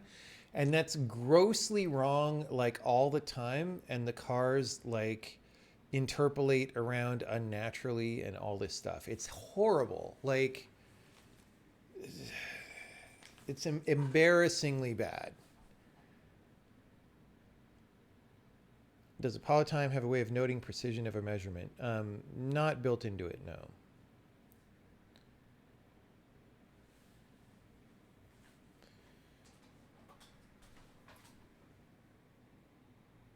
Am I short Tesla? No, I'm not short Tesla. I mean, I do think it's overvalued right now. But I don't know. Like I like that Tesla's working hard to do good things. But man, they also kind of suck in some major ways. And I didn't want to buy another one of their cars for that reason because I'm tired of dealing with them. So it's Porsche now. Which color is mine? I forget what's the official name of the color. It's like it's kind of like a cherry red color. It's like a darkish cherry red. Do I have an opinion on their solar roof? Well, if you'll note this recent Elon Musk speech that he did at the Gigafactory, you'll notice they snuck in a slide when he was talking about all the things Tesla does of a solar roof. And it looks nothing like any of the stuff they were demoing years ago. It looked like a giant, ugly rectangle pasted on somebody's roof. So I think they might have completely given up on all the tile stuff that they were doing. And now they do like a shitty rectangle. I don't know that for sure, but like, that slide was very conspicuous and passed without any comment that I ever saw. So I don't even know what's going on there.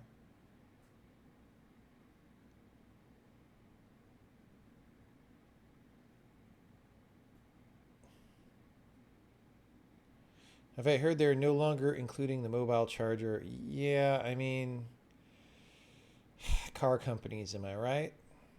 You didn't catch him talking about it? I mean, he flipped through the slide. It was not up for very long.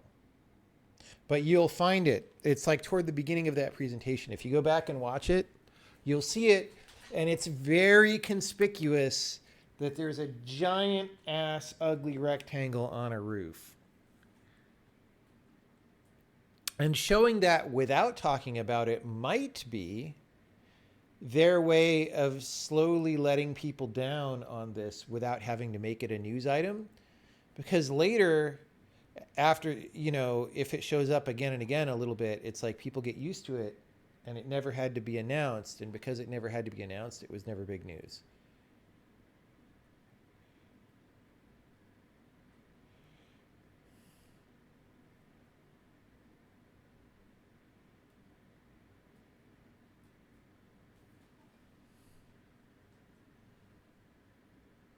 Anyway, who knows? Maybe that's a misinterpretation of what that was.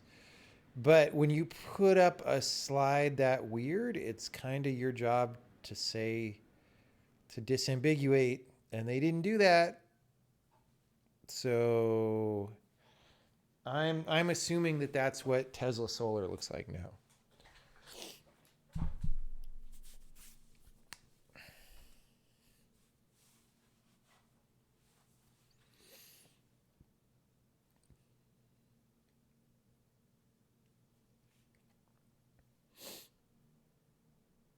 Okay. I'm kind of tired already from ranting about Tesla. Let's see.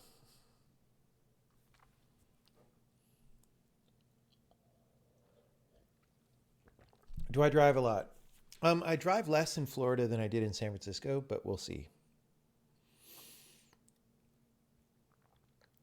All right. Let me get like an example file. I'm just going to even put this in a separate Emacs because why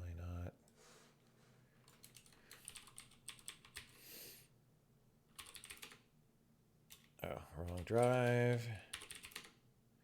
I don't have it on here. I need to look on my laptop. It's a very simple format.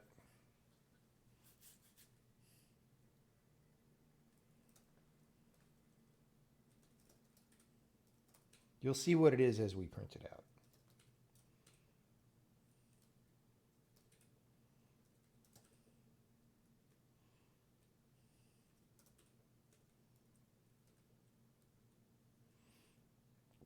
If I can find it. Aha, there we go. Okay.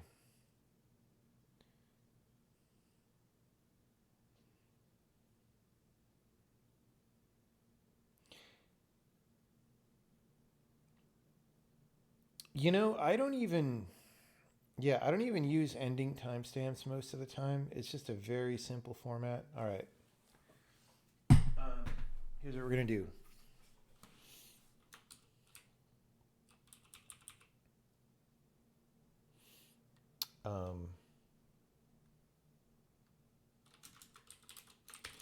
Result.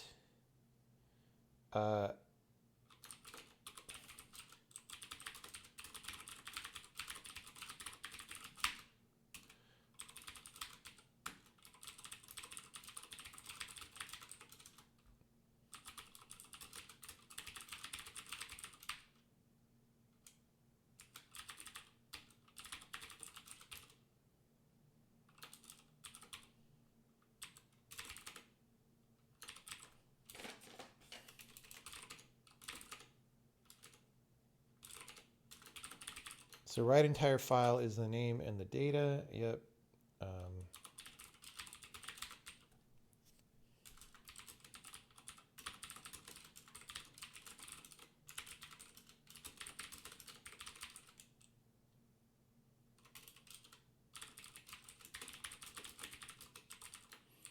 Let's go. Let's go input file name and output file name. Right.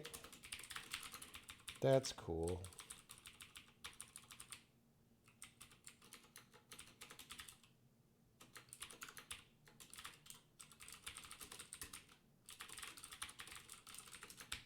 All right.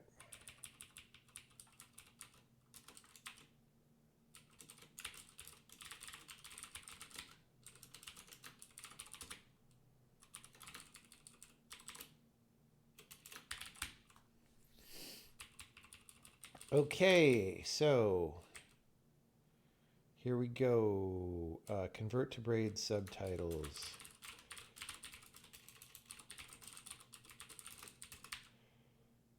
Frames is a whatever of frame info. We're going to return a string. Builders a string builder. Defer free buffers builder. Right.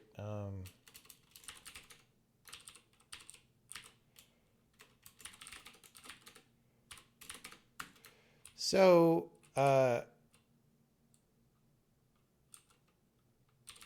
Is it get result? What is it called? Builder to string. So we're going to say return builder to string on the builder. What goes in there? Well, we're going to say append builder that, and then we're going to go for each frame, append builder equals and a thing and a float start time. What is float start time?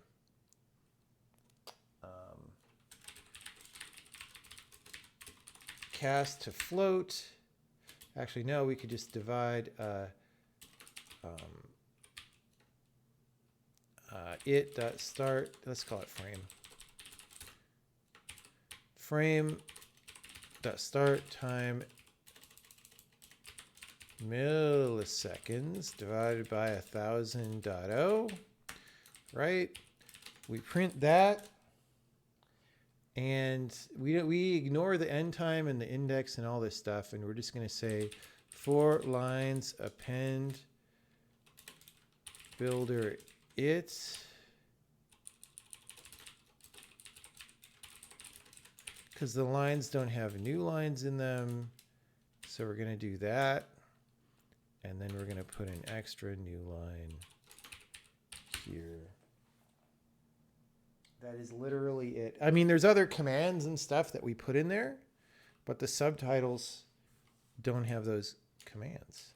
So, all right. Redeclaration. I do that all the time, guys.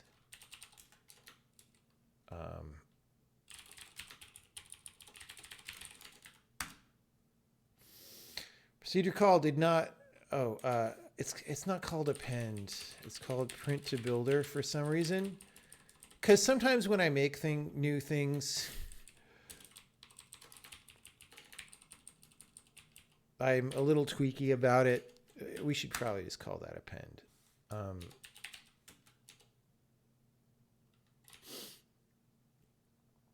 Except it's ambiguous if there's only one. Maybe that overloads correctly. I don't know. 4 lines. It's not called lines. It's frame.lines. All right. All right. Example subtitles, output.subtitles. There we go. Oh, I missed a new line. And we're not really rounding these very well. Or we're not. That's weird. I expected these to come out cleaner? Question mark? All right. So let's get that new line in there.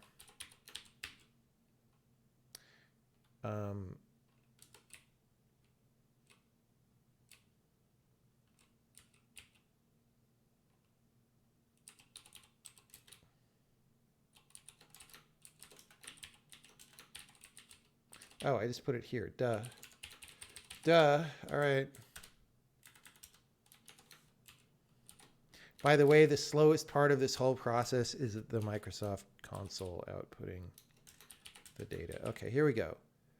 So this is the format that we want, that Braid loads. Now, later we're going to want to make a binary format for Braid anyway, but you saw how easy this was. Putting it into a binary format is going to be no problem as well. So that's it. That's all that I wanted to do tonight. Also get a girlfriend who brings me cookies, but that didn't happen. So, Sag, as far as I know, maybe that happened.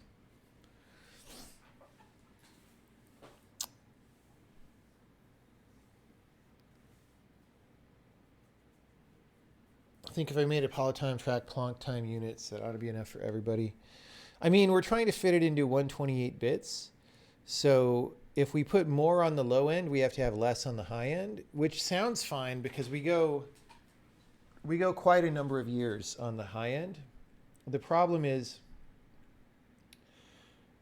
Having some time on the high end also lets you like do multiplications and stuff without necessarily overflowing. So if you put more on the low end, it's just not clear. It's not clear what's the right. I thought the Taycan came with a girlfriend. I think that's sold separately. How's dating life in Florida? I mean, honestly, it's terrible. Um, it would be totally great if I was like college age, but I'm not. And so I have no idea how anything works here. You saw the patent. Yeah, the patent situation is insane.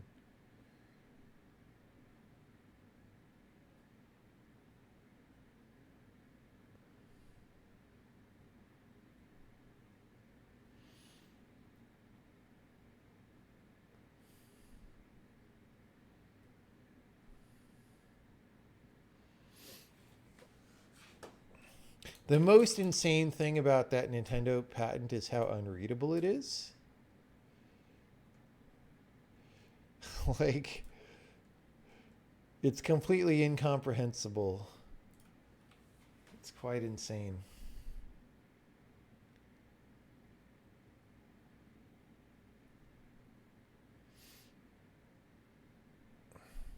Dating apps in Florida. Well, when you're my age and you look on a dating app, I think the people that you find on there are the people who need to be on a dating app. It's not like, when you're like 20 and you look on a dating app, it's like everybody's having fun.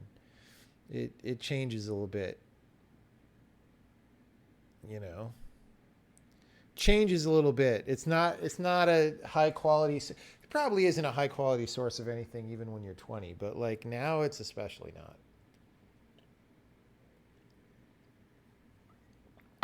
All right. Yeah, that is everything that I wanted to do. So I guess we have open Q&A time. I could, let me just, I don't remember if I need to explicitly add this to the examples. Yes. Okay. So this is called subtitles. All right. And I'm going to go here. And oh, we already said that we did that. Okay.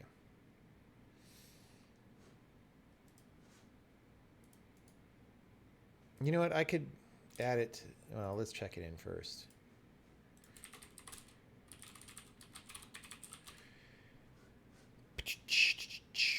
Great. And oh, I have a no check-in, right? Because I said at the top of the file, this is a very simple program for loading in .srt subtitles and saving them out in a custom format for a grade. Nothing rocket science-y is happening here. It's very straightforward, but if you want an example of a simple program that does a real world thing, here you go. All right. Cool. Boom. Boom.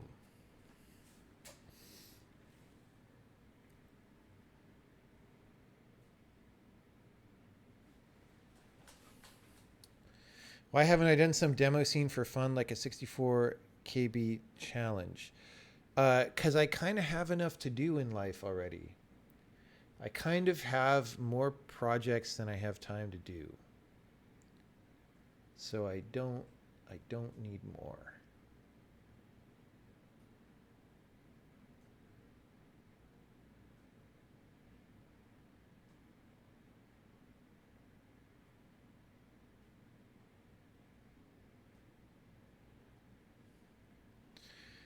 We're doing the make a game in a new engine, in a new programming language challenge. It is a big challenge. It's paying off very well. It's actually going great at this point.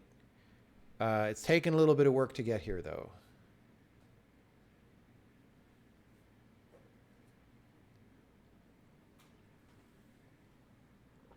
taken a little bit to get here. Anyway. Okay, oh, I was going to put this in tests. Because I don't think we automatically run the examples folder. Yeah, those are manual. Some of the subfolders, we just search through them. But examples, like they're in different, like the thing to compile is named different in different ones, and they're at different levels of depth. So we just put them in manually, right? So it's subtitles convert. And we'll just make sure that that goes.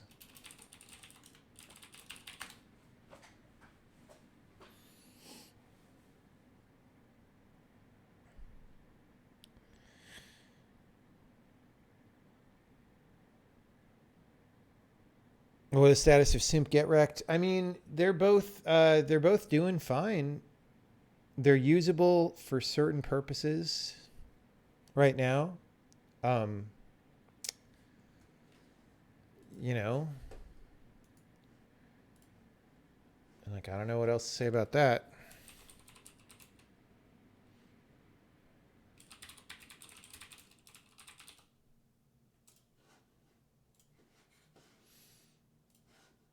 Okay, did I describe this accurately? Add example subtitles, a dumb util, a simple.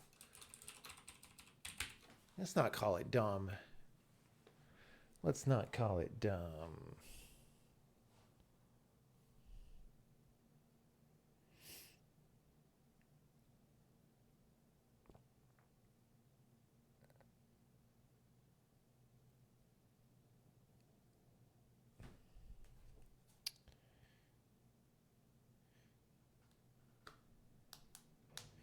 Dude, I'm not going to answer every person who comes here and says, justify to me personally why you're making your own programming language. If I answered that question for everybody who didn't bother to go on YouTube and search that question, I would never get any work done.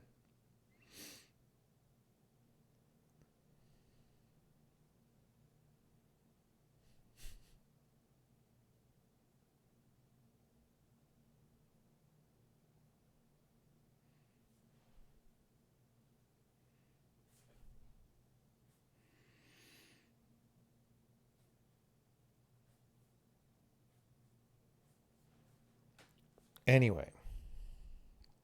Okay. Maybe this is a good place to end the stream.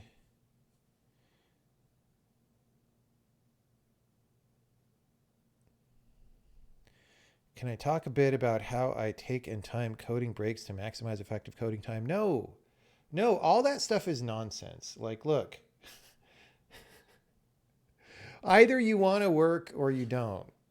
All right. If you want to work, it's not a problem.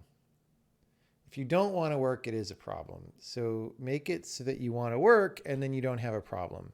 Like all this like scheduling Pomodoros is just, it is not the way that elite sportsmen compete. All right.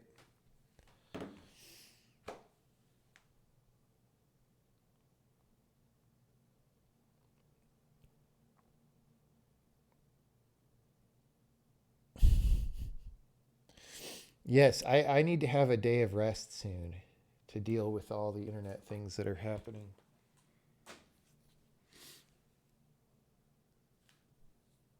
Tony Hawk documentary. No, I have not seen that.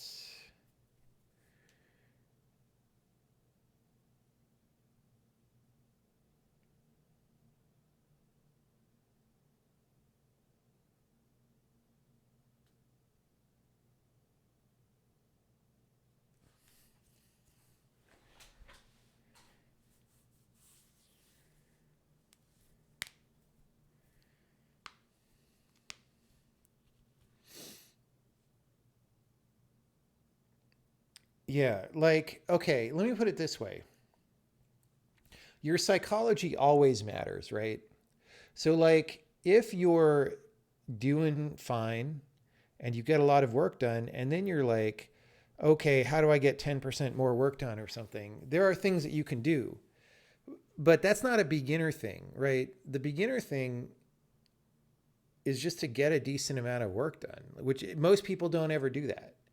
Like most people who say they want to make indie games or whatever don't actually sit down and program enough to make indie games. So they self-filter themselves out of running. So and this kind of question that's like, oh, how many breaks should I take? And how many times an hour should I get up and do jumping jacks or whatever is like, those are all ways of not programming. You're just asking me to tell you ways to distract yourself from programming. And it's like, no, just program, man. Like the number one problem of people who aren't good enough at programming is that they didn't program enough. That's just what it is. It's hard to spend. If you spend 5,000 hours programming, you will achieve some minimum level of competence unless you're extraordinarily bad at learning, right? So just like do 5,000 hours of programming or whatever. It's not that bad, right? What at 40-hour weeks, which is like not even breaking a sweat, 5,000 hours is 2 years of 40-hour weeks. Like that's fine. Just do that.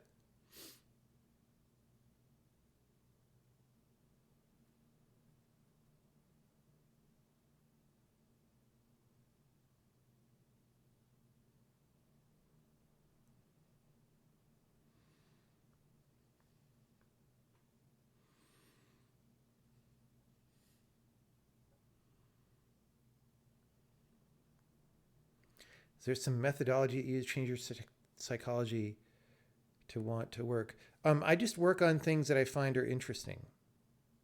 That's all. If you think something's interesting, don't you want to work on it?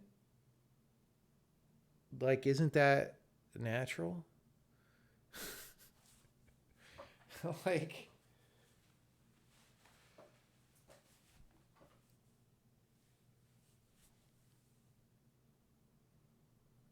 now, if you're working at a job somewhere that you don't like, and you're forcing yourself to sit in front of a computer and pretend to work, then yeah, I totally understand how you could be not motivated, right? But just get a better job then, right? Like most people in the games industry are at least pretty interested in their jobs because games are interesting and sometimes fun.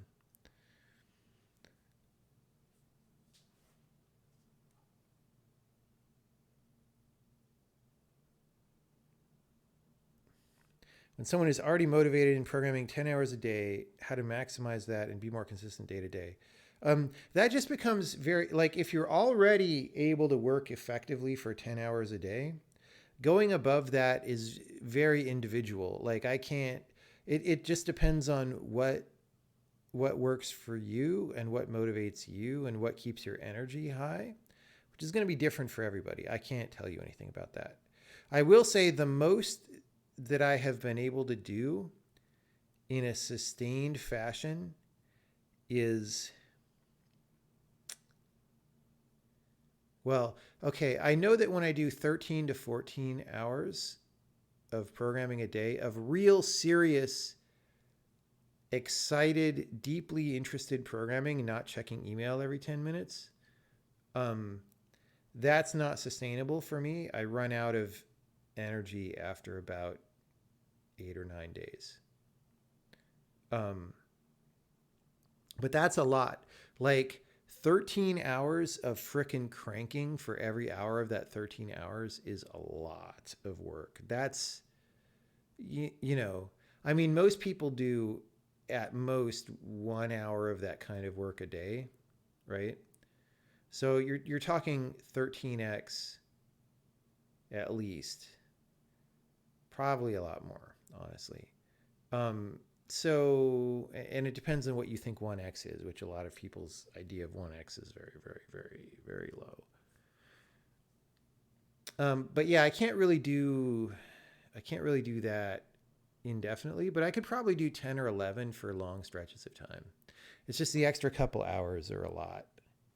There are a lot.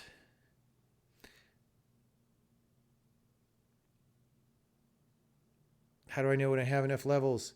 Search for me and Mark Ten Bosch at IndieCade 2011. We give you an entire speech about how to know when you have enough levels. And we gave it 10 years ago, 11 years ago, and people still don't know.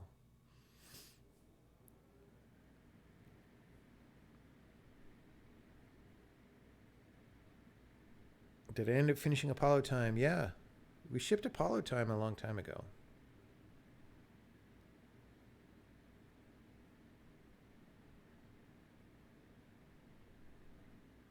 I'm not going to answer Unreal versus Unity questions. They're just very boring. I'm tired of them. I'm tired of them.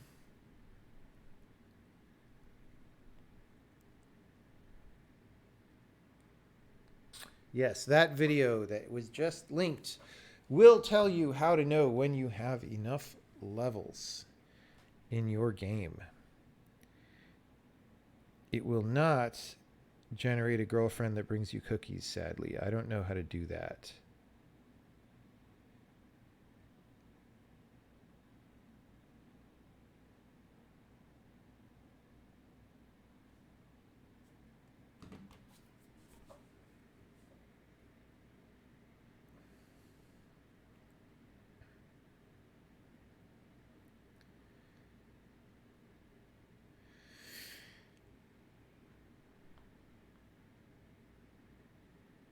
I find you hit a mental fatigue or bad feeling vibe around 10 hours. I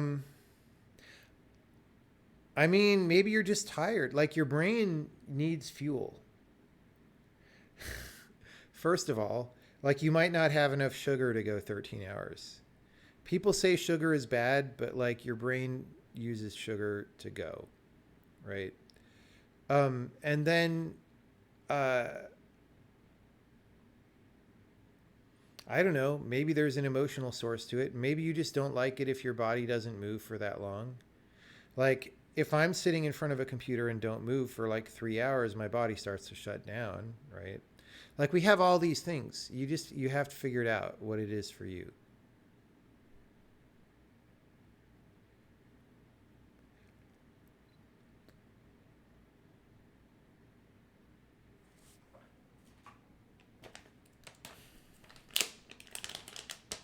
Computer keeps asking you to accept cookies. I mean, that sounds like a deal in the opposite direction. I,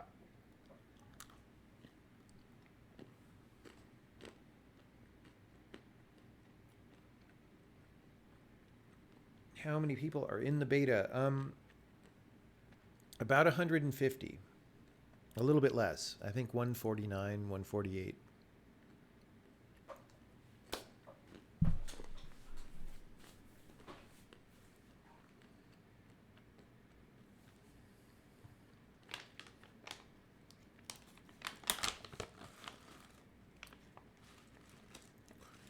We know the sorts of sugar people think of when I say sugar are mostly bad. Well, I don't know what to say about that, except that I personally, when I eat sugar, do better.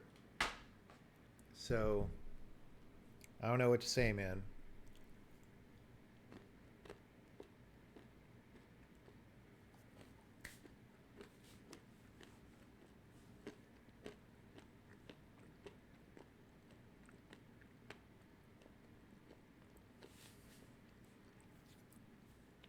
I don't really believe what anyone has to say about nutrition right now.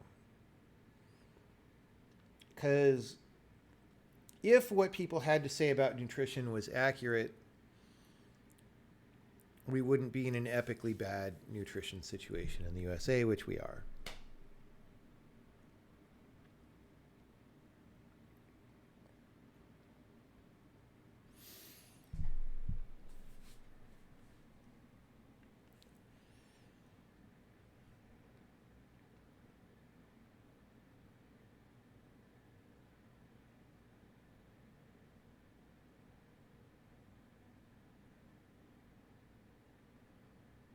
Nutrition teams give good advice? No, I don't think they do.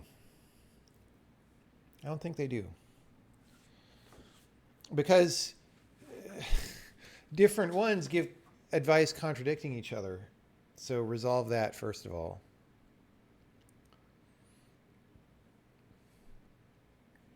Don't see any nutritionists telling anyone to go to McDonald's. I don't go to McDonald's and I'm still kind of fat. Like what? What are you talking about?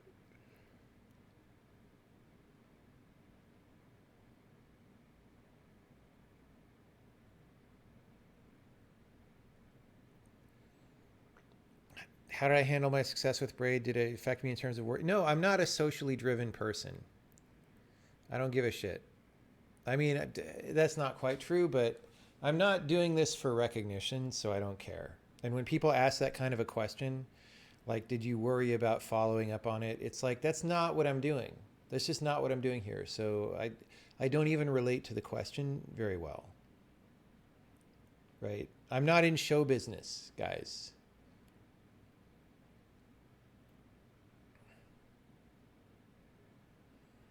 You have to move to San Francisco for a job? Oh, I'm sorry. What kind of job?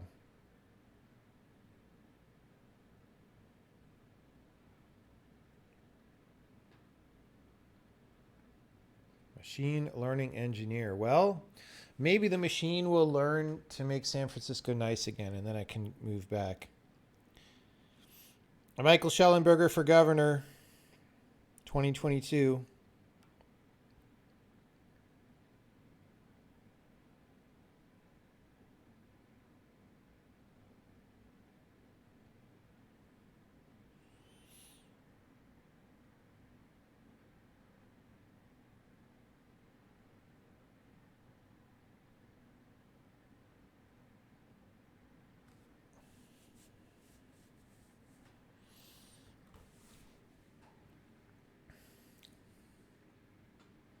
Do developers stick around for each game?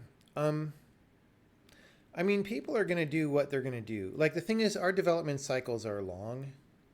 I would like to make them shorter, and in fact, I had meant to make them shorter this time, and they ended up long anyway. Oh, hold on. There's no date on here. Um,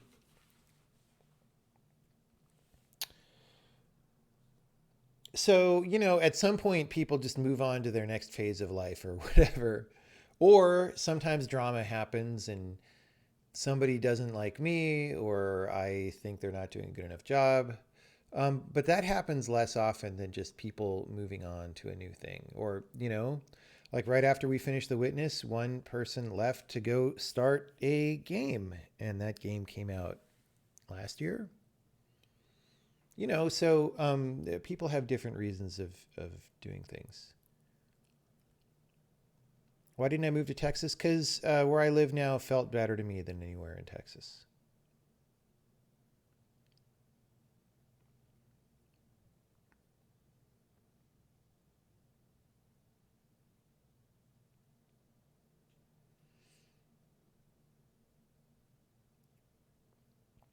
How many years is that? How many years is what?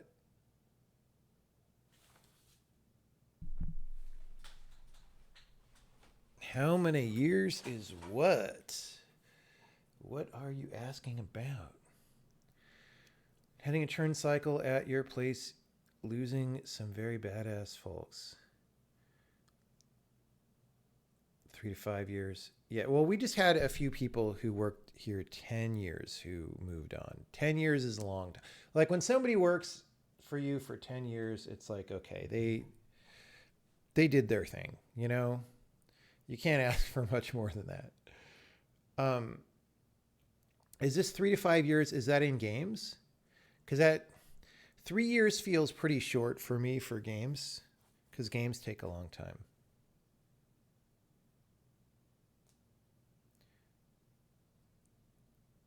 You lost like 5, 10 year folks. Oh, in telecom.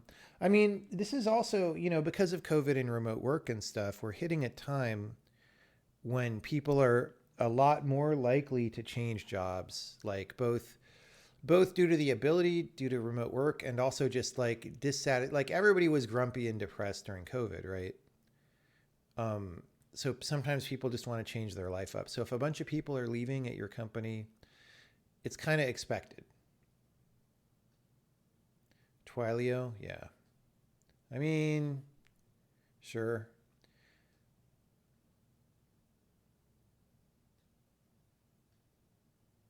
Sure.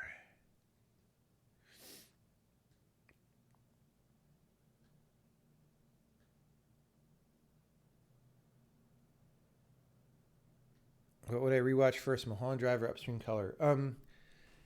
I probably would watch Mulholland Drive again first, just because I've seen Upstream Color more recently, and it's a little bit less my favorite movie than Mulholland Drive, right? So, but I like Upstream Color.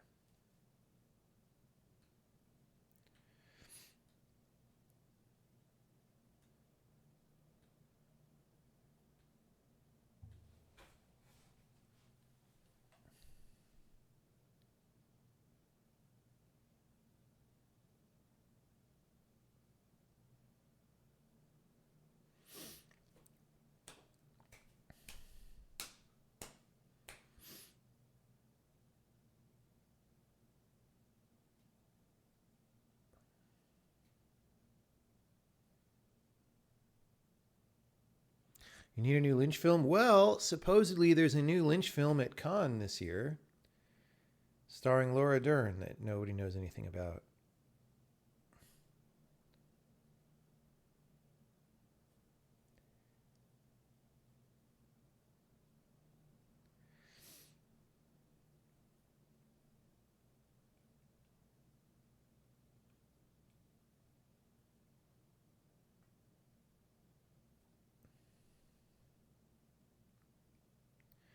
You wanted to have multiple spinning things to make it function.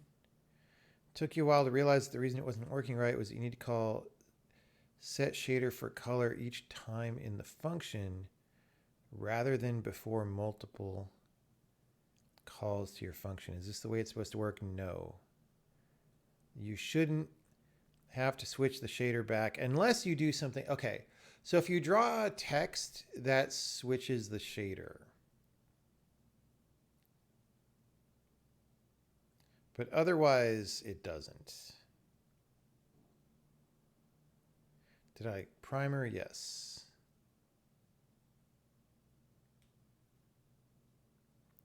Have I watched Severance? I don't know what that is.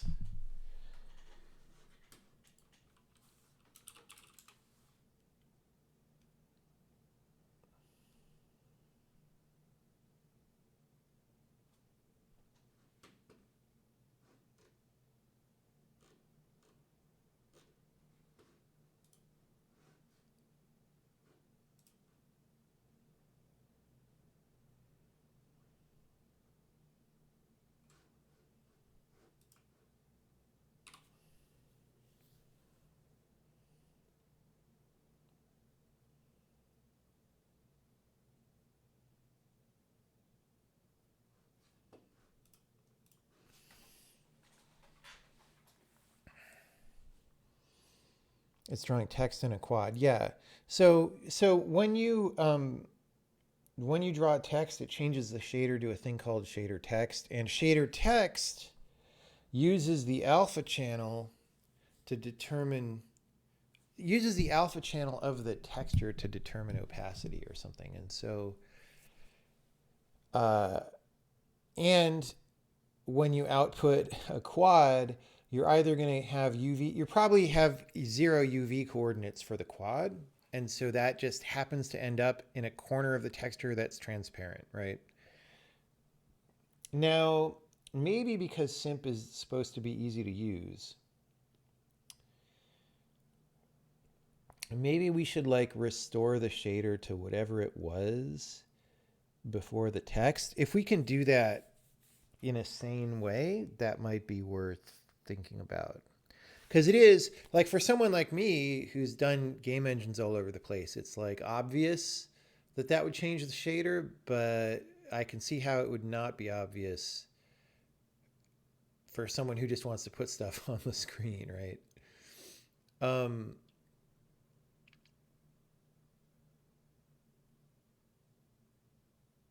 Yeah, I'll think about that.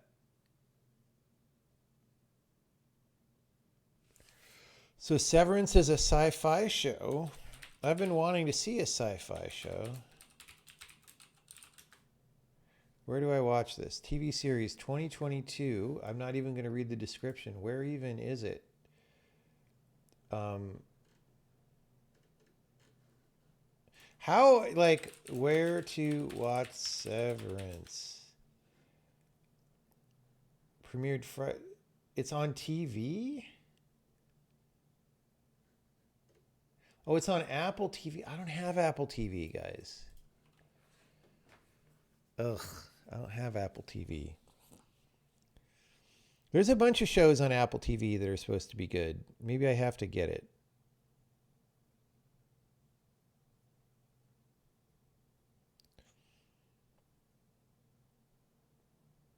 It's $5 a month. Yeah, I'll finally get it, I guess. Devs was really good until around halfway through. Like, I thought Devs was really amazing for a little bit. And then it's so bad at the end. It's just astonishingly bad. They crashed that plane straight into the ground.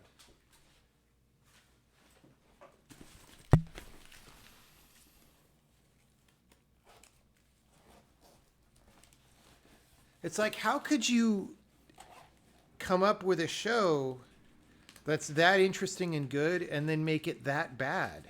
Like, I don't even understand how that happens. I literally have no idea. So did Lost. Yeah, but Lost... Yeah. Yeah. Does transforming normals by a non-uniformly scaled transform give you a wrong normal? Yes, it does. Yes, it does. So let's talk about this. This is a well-known thing. This is a well-known thing in computers. Okay, a normal vector is not a vector. Okay.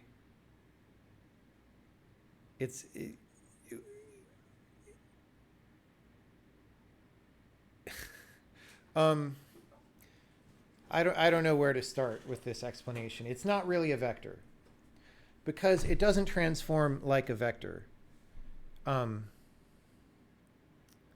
the way to convince yourself of that, imagine you have a regular 3D space and you've just got a surface. The first two dimensions, you got a surface in X, Y, and its normal is Z, right? Very obviously, you can put that space through a transform that leaves Z alone, right? It's the identity in Z, but it skews X and Y. All right? What's the normal to the plane? It's not Z anymore. But if you computed the normal before doing the transform, it's going to stay in Z. But actually, you want the normal to be over here probably, right? So treating it as a vector that you can just pass through transforms is wrong.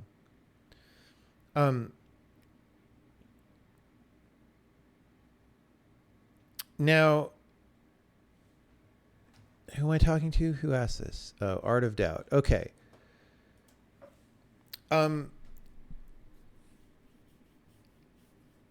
Like sometimes people say it's a one form or whatever. In geometric algebra, it's a bivector, right? And bivectors are actually surface elements. They're not vectors pointing in the normal. In geometric algebra, it actually makes much more sense. Like, why is it that we put these hairy spikes sticking off the thing as the surface normal? And it's like, well, actually, in geometric algebra, what it is a tiny circle that's tangent to your surface at that point. And then that little surface platelet transforms correctly as you manipulate the space around, right? Now, if you do have a normal vector and you want to transform it, there's a way you can do that. It's like you transform it by, it's called the similarity transform. Similarity transformation. So if you look this up, Wikipedia is probably terrible. But yeah, it's basically this. You do like t to the minus 1 a t. And the reason it's that is because if you just solve for the thing, you end up multiplying by the inverse on one side to get it over to the other side. But if you look up similarity transformation or transform, you will read all about this.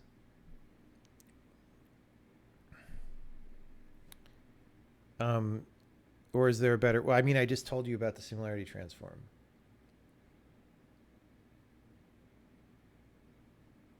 Do you have to retrieve triangle points on the intersecting plane? No. I mean, if you had the other way to do it, if you don't want to use a similarity transform, if you know the vectors after transformation, you just cross product the vectors after transformation instead of before. All right. Anyway, you love Black Sails? I couldn't watch Black Sails. It just seemed bad to me. I was not able to watch it.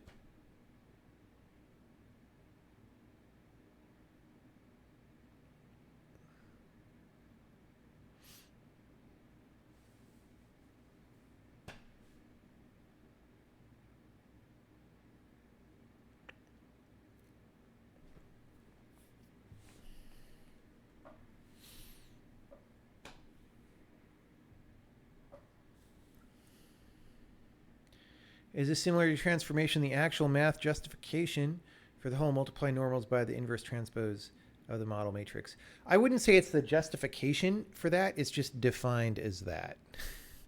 To justify it, you just want to play around with the math. Like derivations of the similarity transform will show you how you get that. And it's just very straightforward.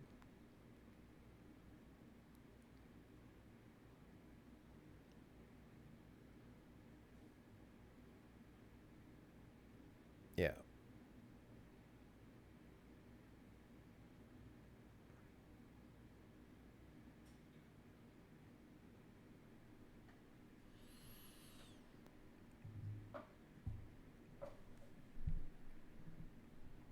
Did I watch The Leftovers? No.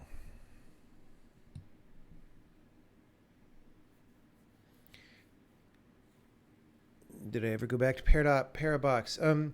I finished Patrick's Parabox, but for the last few worlds, I just kind of got tired and just did the required levels only.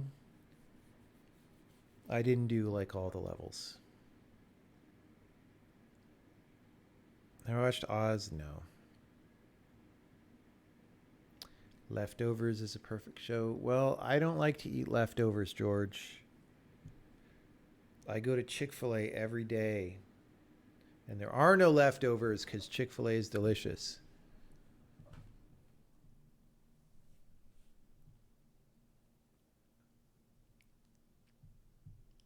Have I played Euclidia mobile game? No, I haven't played a mobile game in years. I kind of gave up on mobile as a place to play games.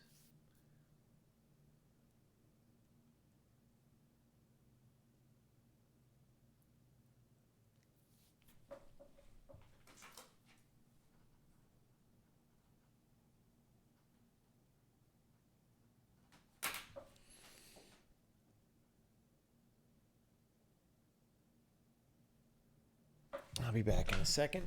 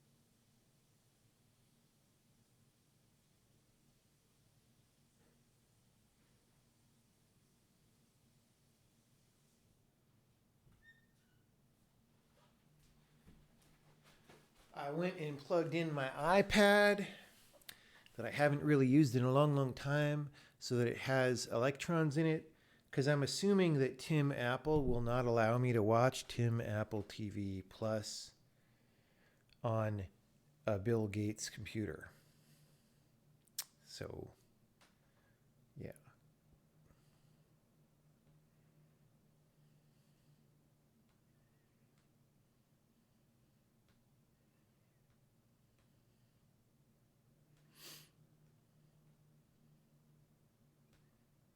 Euclidia is awesome. If it's awesome, then they should release it on PC.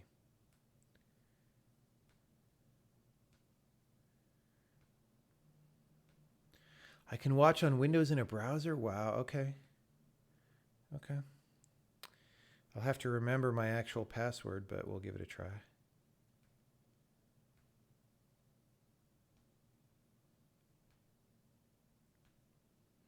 All right, well, I think I'm going to sign off and go do that. I will watch all of these TV shows, and then my productivity will plummet, and you'll never see me again. But thanks, everybody, for hanging out. We made our little file loading. How much did we do today? We wrote a program that works right that's 192 lines long. So that's 19.2 programmer standard work days we did in an hour and a half tonight. So that's great. All